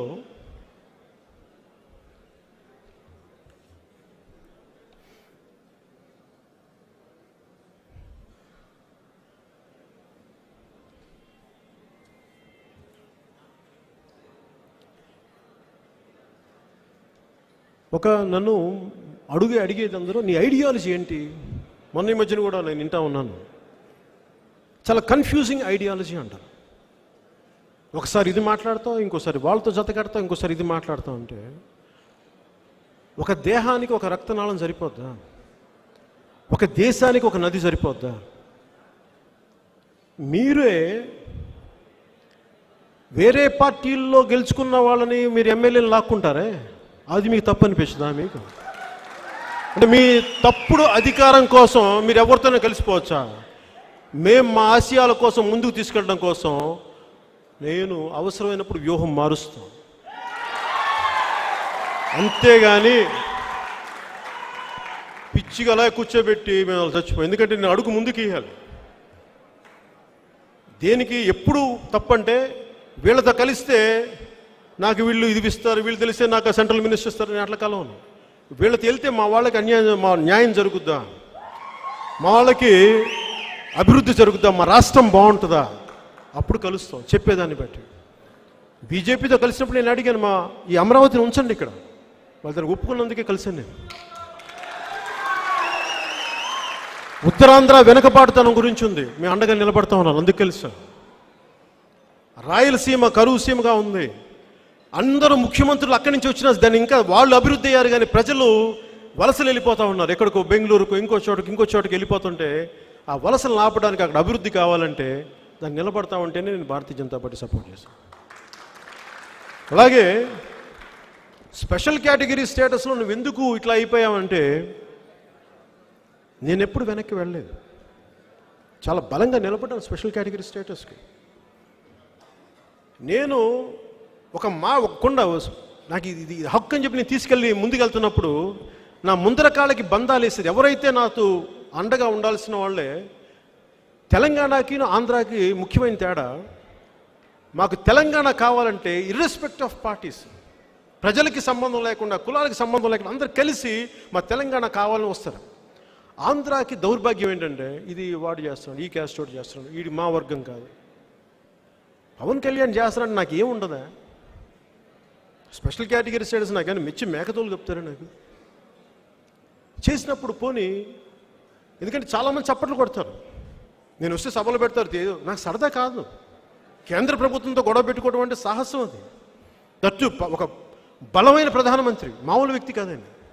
ఆయన్ని ప్రశ్నించడం చాలా కష్టమైన పని. కానీ ఎందుకు చేశాను, ఆయనతో ఎందుకు చేశాను, ఆయన పాప ఆయనకి నేనంటే చాలా ఇష్టం ఆయనకి. మరి నేను ఎందుకు పెట్టుకున్నాను? మీకోసం పెట్టుకున్నాను. కానీ మీరు నిలబడలేదే నాకు. కనీసం నన్ను వైజాగ్లోనే గెలిపించుకొని ఉంటే స్టీల్ ప్లాంట్ కొంచెం బలంగా నిలబడేవాడిని. ఏం చేయగలను చెప్పండి? ఓట్లన్నీ వైసీపీకి వేసి పని నన్ను చేయమంటే నాదైనా పరిమితులు ఎలా చేస్తా? ఎక్కడికి వెళ్ళను, పారిపోను. నేను మాట తప్పను, నేను నిలబడతాను. కానీ మీరు కూడా ఆలోచించాలి. ఇది నాకు అభ్యర్థన కాదు, ఇది నా ఆవేదన. నిన్న కూడా ఇన్ని తిట్లు తింటా ఉంటే పాపం నేనంటే ఇష్టపడి స్నేహితులు వచ్చేసి ఏడ్చేశారు. ఎందుకు ఇంత దౌర్భాగ్యుల చేత తిట్లు తింటావు నువ్వు అంటే, నేను నా కర్మ అనుకోలే. నా దేశం నేను రక్షించుకుంటా, నేను తిట్లు తింటాను, పర్లా, ఏం పర్లా.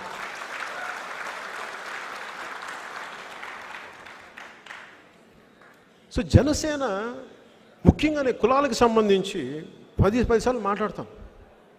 ఎందుకంటే మనందరం ఇంకా ఒక ఏకతాటిపైన రావాలి. నేను నెల్లూరులో పెరిగిన వాడిని.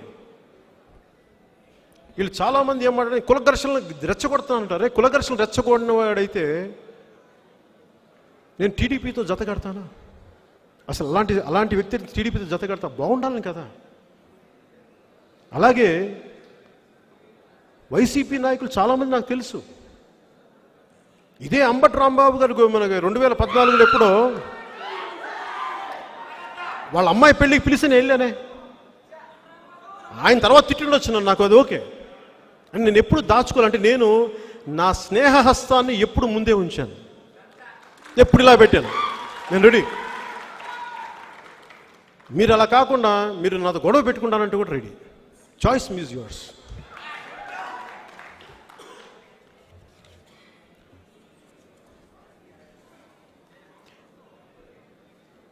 నేను పోరాట యాత్ర స్టార్ట్ చేసినప్పుడు నేను 25 సంవత్సరాలని చెప్పాను మీకు ఆ రోజున. 25 సంవత్సరాలు, 2014లో నేను 25 సంవత్సరాలు పనిచేస్తానని చెప్పాను. అదేదో మీ చేత చప్పట్లు కొట్టించడానికి సరదాకు చెప్పలేదు, నేను నిలబడటానికి చెప్పాను.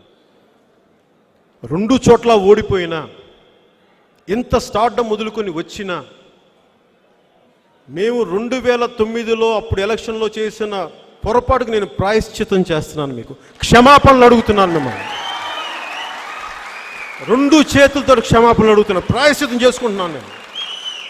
ఒకసారి మాటిచ్చి నిలబడలేక నేను కూడా నేను దాంట్లో ఉన్నాను కాబట్టి బాధ్యత తీసుకొని మీరు ఏ శిక్ష విధించినా, మీరు ముఖ్యమంత్రి పదవి ఇవ్వండి ఇవ్వకపోండి, అది వరించనివ్వకపోండి, నాకు ఓకే. కానీ నేనైతే మీకు పని చేయడం ఆపను. ఎందుకంటే ఒకసారి మీరు మనసు పెట్టిన తర్వాత నేను వదలను. ఎందుకంటే అది నా మాట మీద నాకున్న గౌరవం, అది నా మీద నాకు అంత గౌరవం ఉంది.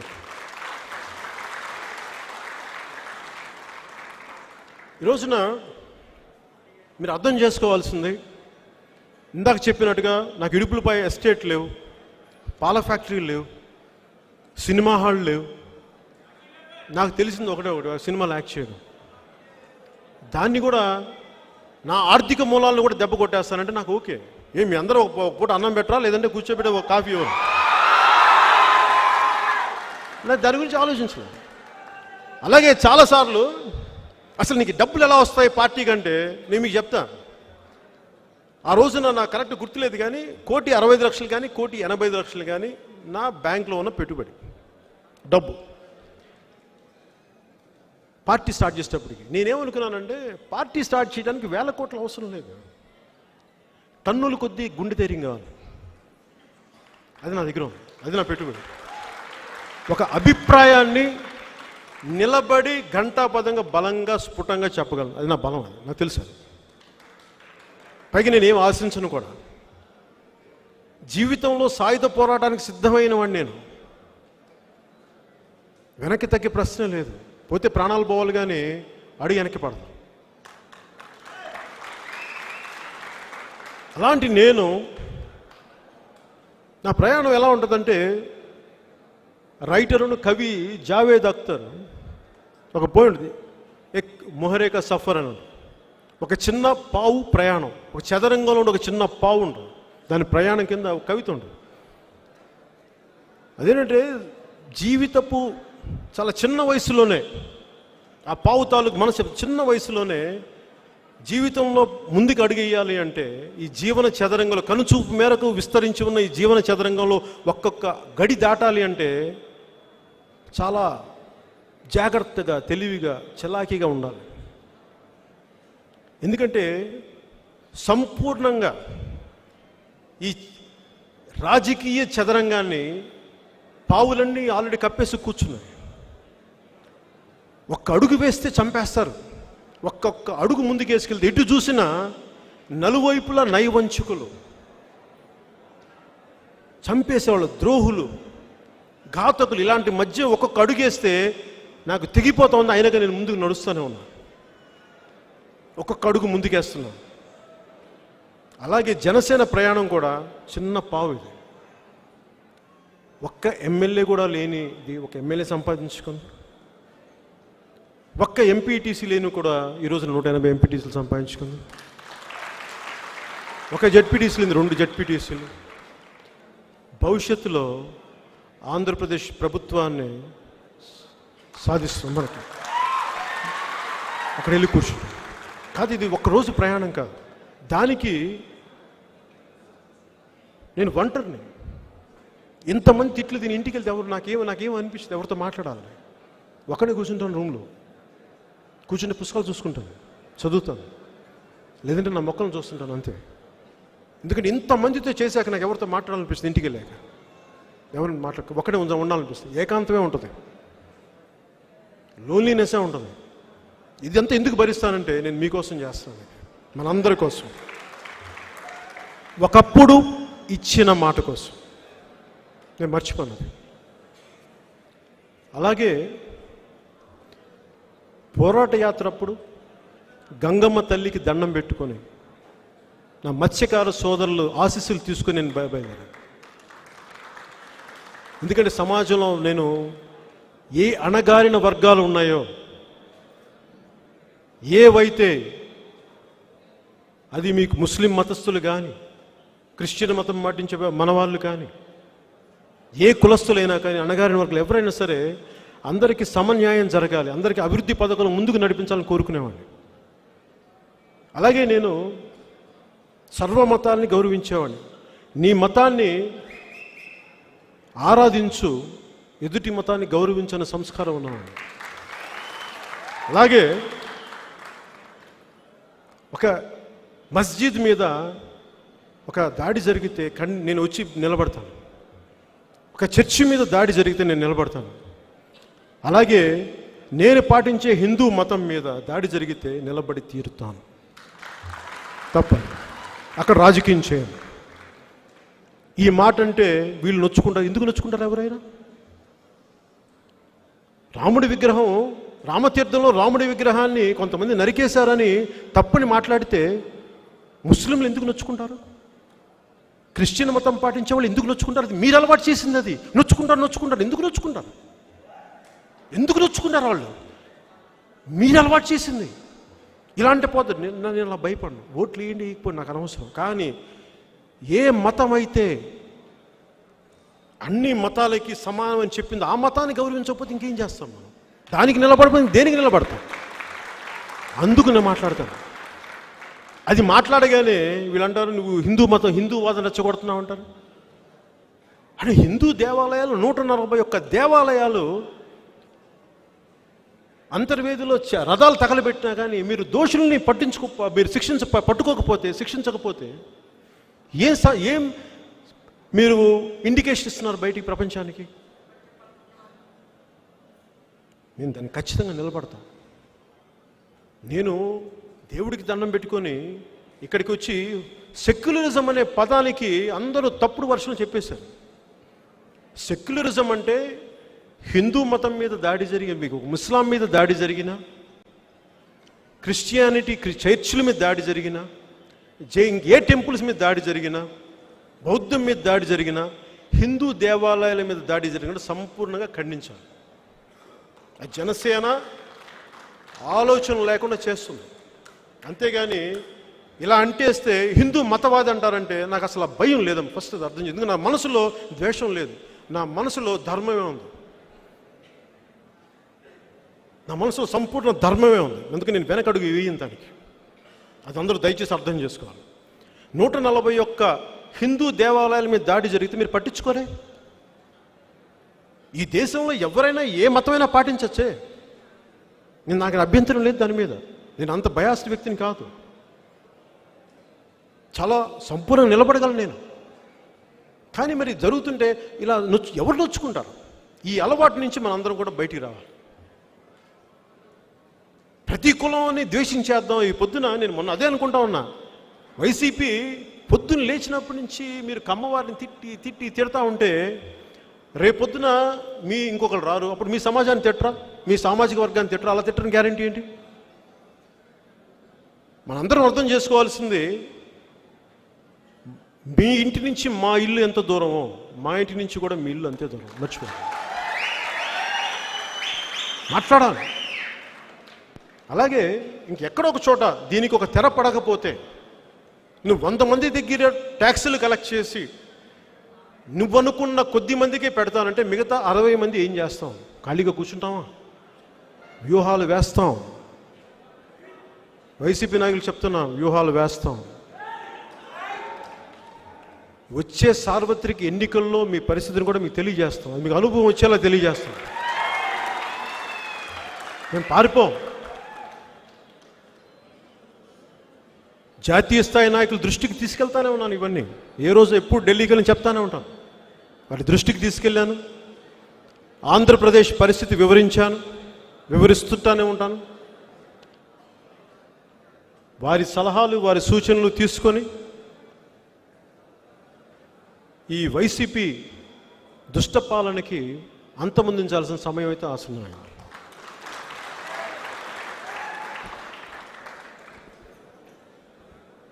ఈ రోజున నేను అందరికీ ఒక పిలుపునిస్తున్నాను. మీ దగ్గరికి మీ అందరినీ అభ్యర్థిస్తున్నాను.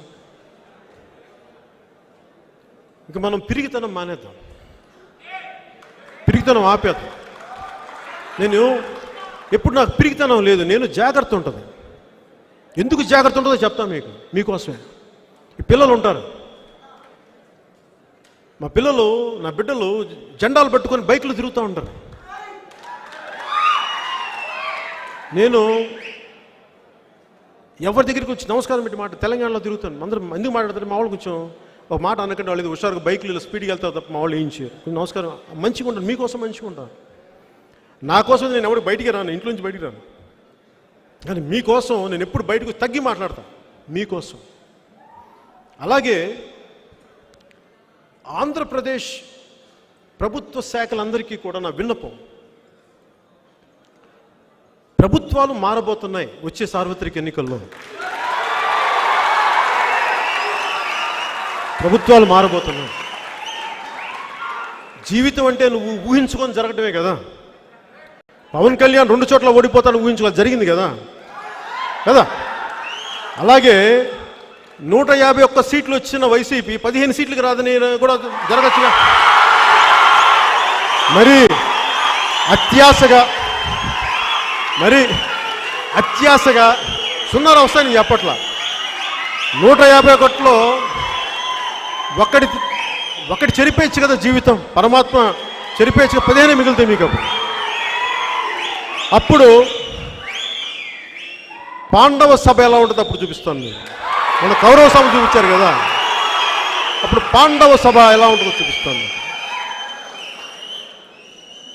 మీరు ధర్మంతో పెట్టుకున్నారు, మీకు చూపిస్తాను. మీకు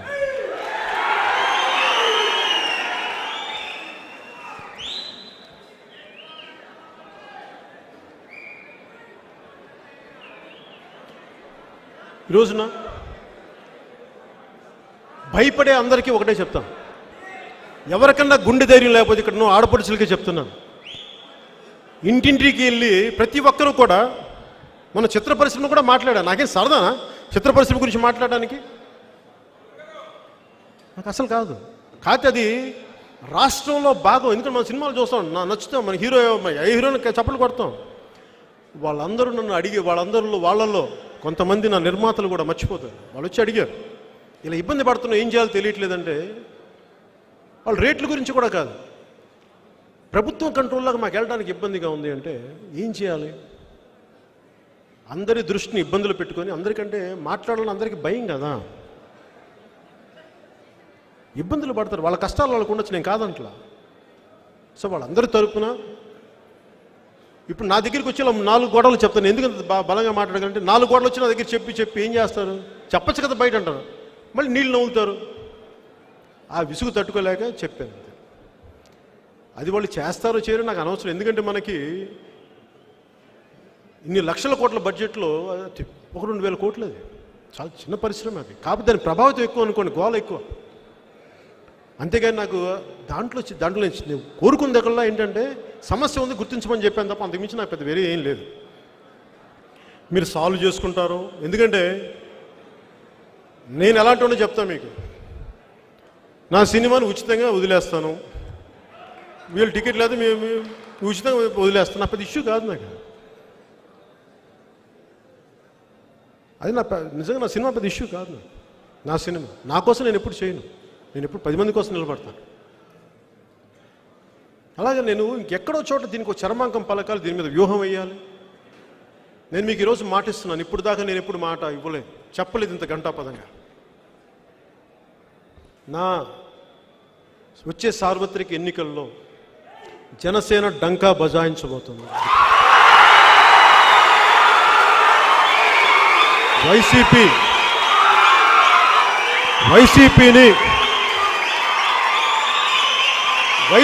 నాయకత్వానికి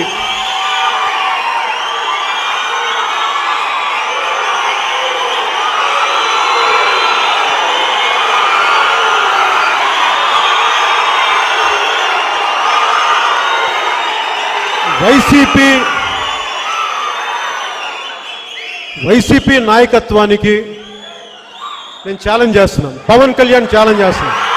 రా బయటికి రా బయటికి పెట్టుకుందాం, రా మీరా మేమా రా తెలుసుకుంటారండి. ఏం పర్లా,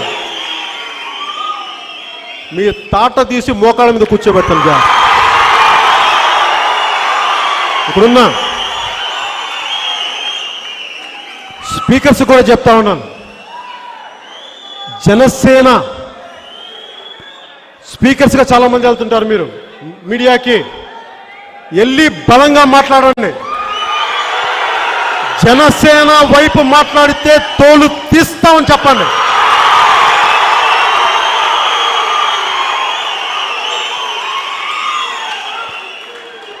మీరు గుర్తుపెట్టుకోండి, ఇది కూడా చెప్తున్నా, ఏ వైసీపీ కార్యకర్త మనల్ని ఇబ్బంది పెట్టాడు దగ్గర నుంచి వాళ్ళ నాయకుడు ఎవరైనా సరే చిట్టా రాసుకొని చెప్తా, రాయని చిట్టా.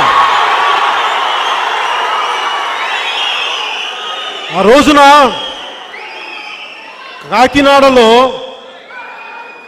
కాకినాడలో మా ఆడబిడ్డల మీద మీరు చేయి చేసుకున్నారు, నేను మర్చిపోలేదు, ఎందుకంటే మేం కెలకలా, మిమ్మల్ని మేము తిట్టలా, మీరే తిట్టేసి పచ్చిబూతులు తిట్టేస్తే మా కోపాలు రావా? మీ నాయకుని చెప్తే మీరు ఊరుకుంటారా? మీరే తిట్టి మరి మా వాళ్ళ కోపస్ వస్తే ఎవరి చేత కొట్టించారు? అన్నీ మాడపడుచు అన్ని కులాల నుంచి వెళ్తే మీరు అందరి చేత కొట్టించారు. నేను మర్చిపోలేదు, గుర్తుపెట్టుకోండి. మీకు కూడా చెప్తానమ్మా, నేను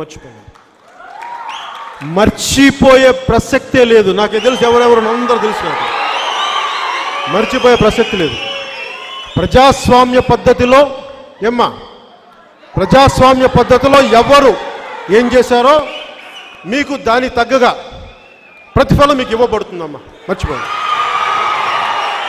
ఎందుకంటే నాన్నమ్మా ఇది పవన్ కళ్యాణ్ చెప్పేది కదమ్మా, ఇది లా ఆఫ్ ఫిజిక్స్ అంటారు దీన్ని. చర్యకి ప్రతి చర్య ఉంటుంది. మేము మర్చిపోము, ఎక్కడా మర్చిపోం. మిమ్మల్ని ఎలా ఎదుర్కోవాలో తెలుసు. మీరు బీహార్ నుంచి కిరాయి మొక్కలను తెప్పించుకోండి అమ్మా. మీరు ఇప్పటిదాకా ఈ వైసీపీ వాళ్ళు ఇప్పటిదాకా మనలాంటి వాళ్ళని చూడలేదు. వీళ్ళు ఏమంటే అనుకుంటారంటే ఏమ్రా అని ఇట్లా వాళ్ళ బూత్లో ఉంటే తిరిగితే మనం భయపడే ప్రసక్తి లేదు. తోలు తీస్తాం మీకు, జాగ్రత్త. భయపడతాం మీకు. మీ ఛానల్లో జనసేన పార్టీ పేరు చెప్పడానికి ఇష్టపడరా మీరు? మీరు చెప్పేలా చేస్తానమ్మా ఒకరోజు. చెప్పక తప్పదు, మీరు చెప్తారు తప్పదు. ఎందుకంటే ఏనుగా ఒక రూమ్లో కూర్చొని ఏనుగు తిరుగుతా ఉంటే మేము గుర్తించలేదంటే నీ కర్మ అది. అది వచ్చి దానికి ఆ పాదాల కింద నలిగిపోయే వరకు అమ్మ అంటావు. అప్పుడు తెలుసు, ఆ రోజు వస్తుంది మీకు. నాకు ఇంకొక సమస్య ఏముందంటే, నాకు ఇక్కడ ఎంతసేపు రాజకీయం రెండు వర్గాల మధ్య ఉంటుంది. నాకు అర్థం కాదు. మిగతా కులాలు ఏమైపోయినాయి? మిగతా వాళ్ళు ఏమైపోయారు? మిగతా వాళ్ళు మనుషులు కాదా? 70 సంవత్సరాలు పాలించి మిగతా వాళ్ళ పరిస్థితి కూడా ఆలోచించాలి కదా. ఒక్క 10 సంవత్సరాలు వైసీపీ వర్గీయులు లేకపోతేనే గిజగిజలాడిపోతారు. మరి మిగతా వాళ్ళు స్వతంత్రం వచ్చినప్పటి నుంచి ఇప్పటి దాకా ఎవరు చూశాడు అధికారం? ఏ కులాలు చూసిన అధికారం? వాళ్ళేమనుకోవాలి? వాళ్ళ బాధ కూడా పరిగణలో తీసుకోవాలి. నేను అగ్రకులాలని గౌరవిస్తాను,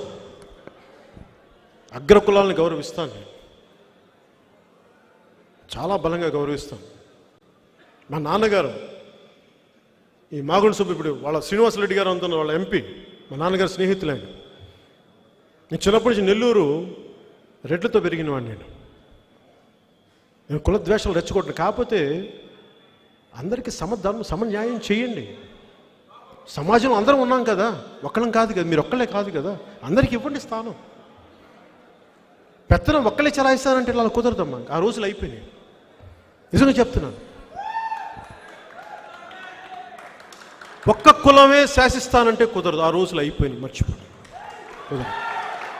నేను ఇక్కడ ఇంతమంది ఉన్నాం, అడగండి ఒక్కొక్కరిని ఏ కులాల నుంచి వచ్చారు. అన్ని కులాలు ఉండాలి. ఒక్క కులం ఆధిపత్యం అంటే కుదరదు, తప్పది. నా కులం ఆధిపత్యం కూడా ఉండకూడదు. అన్ని కులాలు సమానంగా ఉండాలి. అందరూ ఉన్నారు ఇక్కడ, సర్వ మతాలు ఉన్నాయి, సర్వ కులాలు ఉన్నాయి. అందరికీ మేము ఒకేసారి స్థానం ఇవ్వలేక కుదరకపోవచ్చు. కాకపోతే ప్రయత్నం కూడా చేయకపోతే మీరంటే తప్పాలి. అలా కుదరకూడదు. ఇంకా దీన్ని మార్చుకుందాం, అందరం మార్చుకునేలా చేయాలి. రాజకీయం, ఆంధ్రప్రదేశ్ రాజకీయం అలా చేస్తే తప్ప ఆంధ్రప్రదేశ్ బాగుపడదు. దానికి జనసేన సంసిద్ధంగా ఉంది.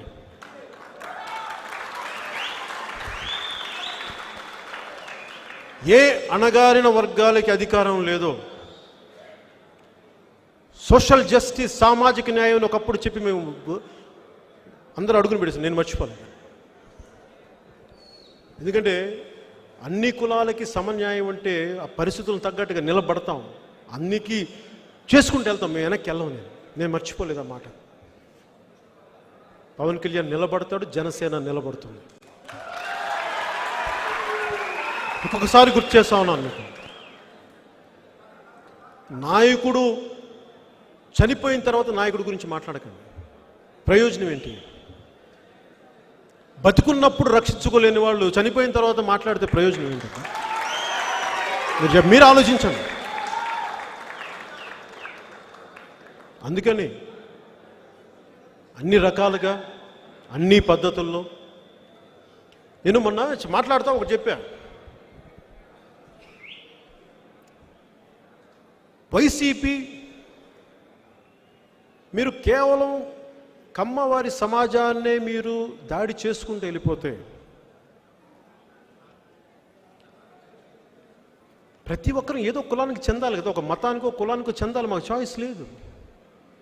మీరు కక్ష కట్టేసి కశ్మీర్ పండిట్లను తరివేసినట్టుగా ఒక జాతిని ఆంధ్రప్రదేశ్ని తరివేద్దామంటే తప్పు కదా? అలా చెయ్యొచ్చా? మానవత్వం అది? అలా కుదురుద్దా? ఆలోచించాలి కదా. అలాంటి దాడులకి బాధితులకు కూడా మేము అండగా ఉంటాం. నేను మీకు మాటిస్తున్నాను. అలాగే వైసీపీకి నేను మీకు ఈ రోజున మీరు మమ్మల్ని యుద్ధానికి రమ్మని పిలిచారు. నేను అడగల. మీరు నన్ను కవ్వించారు, మీరు నన్ను పిలిచారు. మీరు మా వాళ్ళ మీద కర్రలతోటి మేకులు గుచ్చి మా వాళ్ళని తలకాయలు పాల్గొట్టారు. మీరు మా ఆడబిడ్డల ఒంటి మీద చెయ్యేశారు. మీరు మా నాయకుల మీద, మా మధుసూదన్ రెడ్డి గారి నాయకుల మీద మీరు అక్రమ కేసులు బనాయించి ఇబ్బందులు పెడతా ఉన్నారు.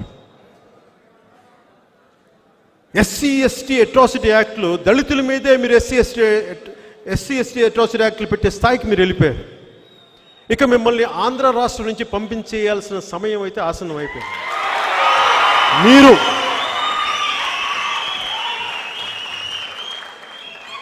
వైసీపీ నాయకత్వానికి నేను సవాల్ విసురుతున్నా. రండి, మీరు నా గురించి ఏం మాట్లాడతారో మాట్లాడుకోండి, ఏం చేస్తారో చేసుకోండి. ఛాలెంజ్ విసురుతున్నా, మీకు చేసుకోండి. దమ్ముతో మాట్లాడుతున్నా. సినిమాలు ఆపుతారా? ఆపుకోండి చెప్తా, ఆపుకోండి.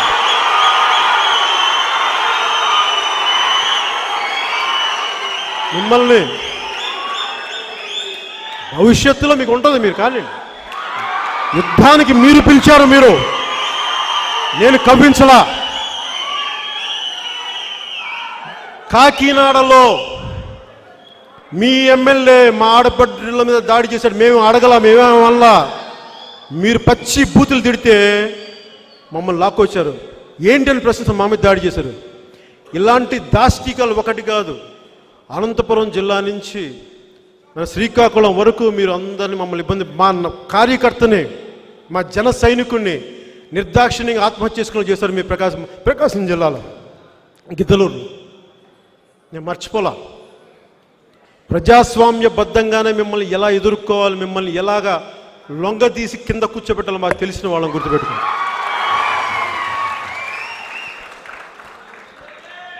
మీకు యుద్ధం సైజు ఎలా కావాలో కోరుకున్నామా? ఎలా కావాలి మీకు యుద్ధం? Choice is yours. జనసేన అని గుర్తుపెట్టుకోండి. మీకు వైసీపీ వాళ్ళకి చెప్తా ఉన్నా, మీ నాయకత్వానికి కూడా చెప్తున్నా, మీ మద్దతుదారులు కూడా చెప్తా ఉన్నాం.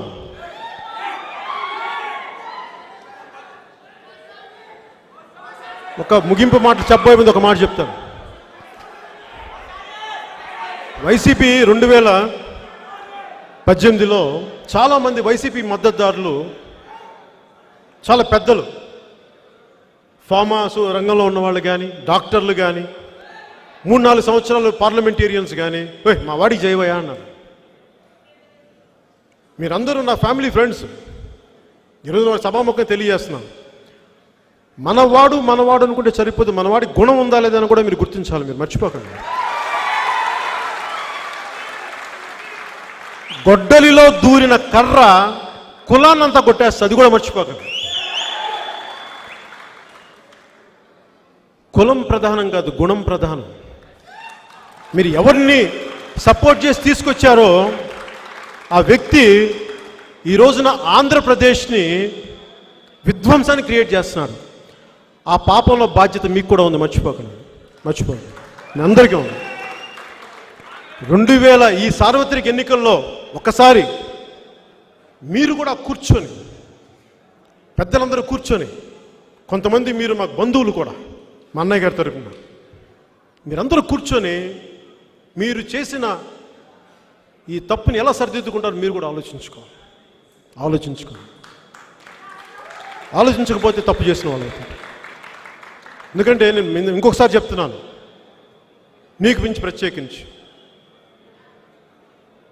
మీ ఇంటి నుంచి మా ఇల్లు ఎంత దూరమో మా ఇంటి నుంచి కూడా మీ ఇల్లు ఎంతే దూరం. మర్చిపో దయచేసి నేను రిక్వెస్ట్ చేస్తున్నాను మిమ్మల్ని. గుణప్రధానంగా వెళ్ళండి, కుల ప్రధానంగా వెళ్ళకండి. ఎందుకంటే నేను నిజంగా నా కుల ప్రధానం అయితే ఈరోజు నేను నిజంగా కాపులు అయితే నా కాపులే ఓటేయాలి. కాపు నాకు అందరూ ఓటేయలేదే. అందుకని కుల ప్రధానం కాదు, ఇక్కడ గుణం ప్రధానం, గెలుపు ప్రధానం. నేను మనందరం ఒకటే వేడుకుంటా ఉన్నా, అణగారిన ఏ వర్గాలకైతే అధికారం లేదో ఇప్పుడు దాకా వహించిన నాయకత్వం వహించిన పాలక వర్గాలని గౌరవిస్తూనే మిగతా కులాలని అందరం ఎక్కించాలని నేను కోరుకుంటున్నాను. మిగతా జాతుల్ని, మిగతా మతాలని సముచిత స్థానంలో ఇవ్వాలని కోరుకుంటూ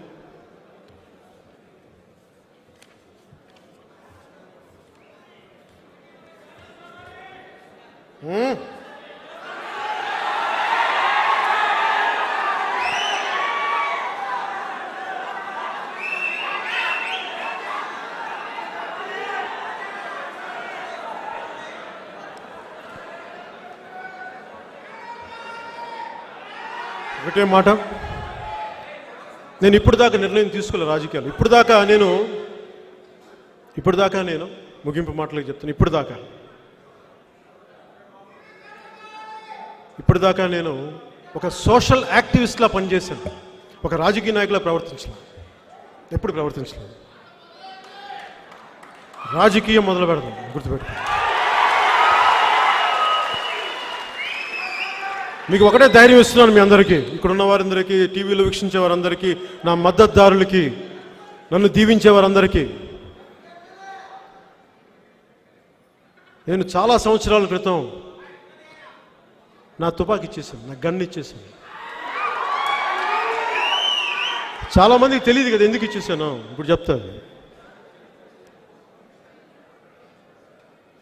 చిరంజీవి గారు బయటికి వస్తే చాలా రాజకీయ ఈ సమతుల్యతలు దెబ్బతింటాయని చెప్పి, అందువల్ల మీ మీద దాడులు చేయబోతున్నారని చెప్పి, మీ మీద ఇట్లాంటి ఇప్పుడు నేను చూశారు కదా నిన్న మొన్న అలాంటివి చేయబోతున్నారని చెప్పి ఎప్పుడు చెప్పారండి? 2005లో చెప్పారండి. నాకు ఇది అపెండిక్స్ ఆపరేషన్, నేను హాస్పిటల్లో కూర్చుని నన్ను ఎవరు చూడడానికి ఒక పెద్ద అధికారి ఒక ఆయన చెప్పారు. విన్నా ఏముంటాయండి సమస్యలు, మేమేమి దందాలు దోపిడీలు చేయలే, మర్డర్లు చేయలే, ఇంకేముంటుంది మాకు? ఏదో ఒక డొమెస్టిక్ ఇష్యూస్ అని ఎవరింట్లో లేవండి, అవన్నీ చూసుకుంటాలేనా.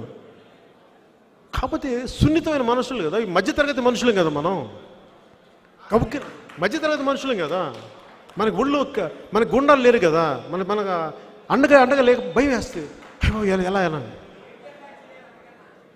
అది 2008లో జరిగేటప్పటికి నాకు ఒకటే అనిపించింది, ఇలాంటి స్థాయి వ్యక్తికి కూడా ఇది జరిగితే మా మీద కూడా మీరు దాడి చేస్తే ఇంక సామాన్యుడి పరిస్థితి ఏంటి? అందుకే నేనేం చేశానంటే, ఏంటి వీళ్ళందరితో పోరాటం చేయాలంటే ఏం చేయాలి? ప్రాణ భయమే కదా, ఆస్తి అన్ని పక్కన పెట్టి ప్రాణం చంపేస్తారేమో అంటే.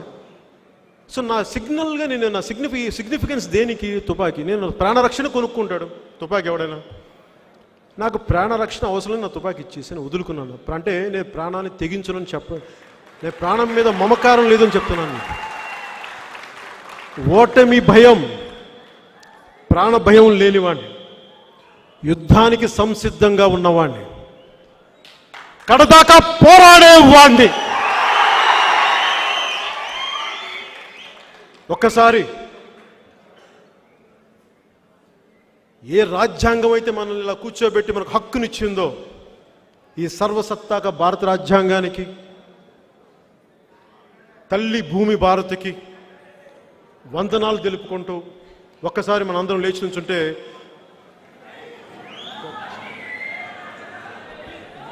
జాతీయ గీతాన్ని పెట్టండి, కథలో దయచేసి. जनगण मन अधिनायक जय हे भारत भाग्य विधाता, पंजाब सिंध गुजरात मराठा द्राविड उत्कल बंगा, विंध्य हिमाचल यमुना गंगा उच्चल जलधि तरंगा, तव शुभ नामे जागे, तव शुभ आशीष मांगे, गाहे तव जय गाथा। जन गण मंगलदायक जय हे भारत भाग्य विधाता। जय हे जय हे जय हे जय जय जय जय हे। जय हिंद।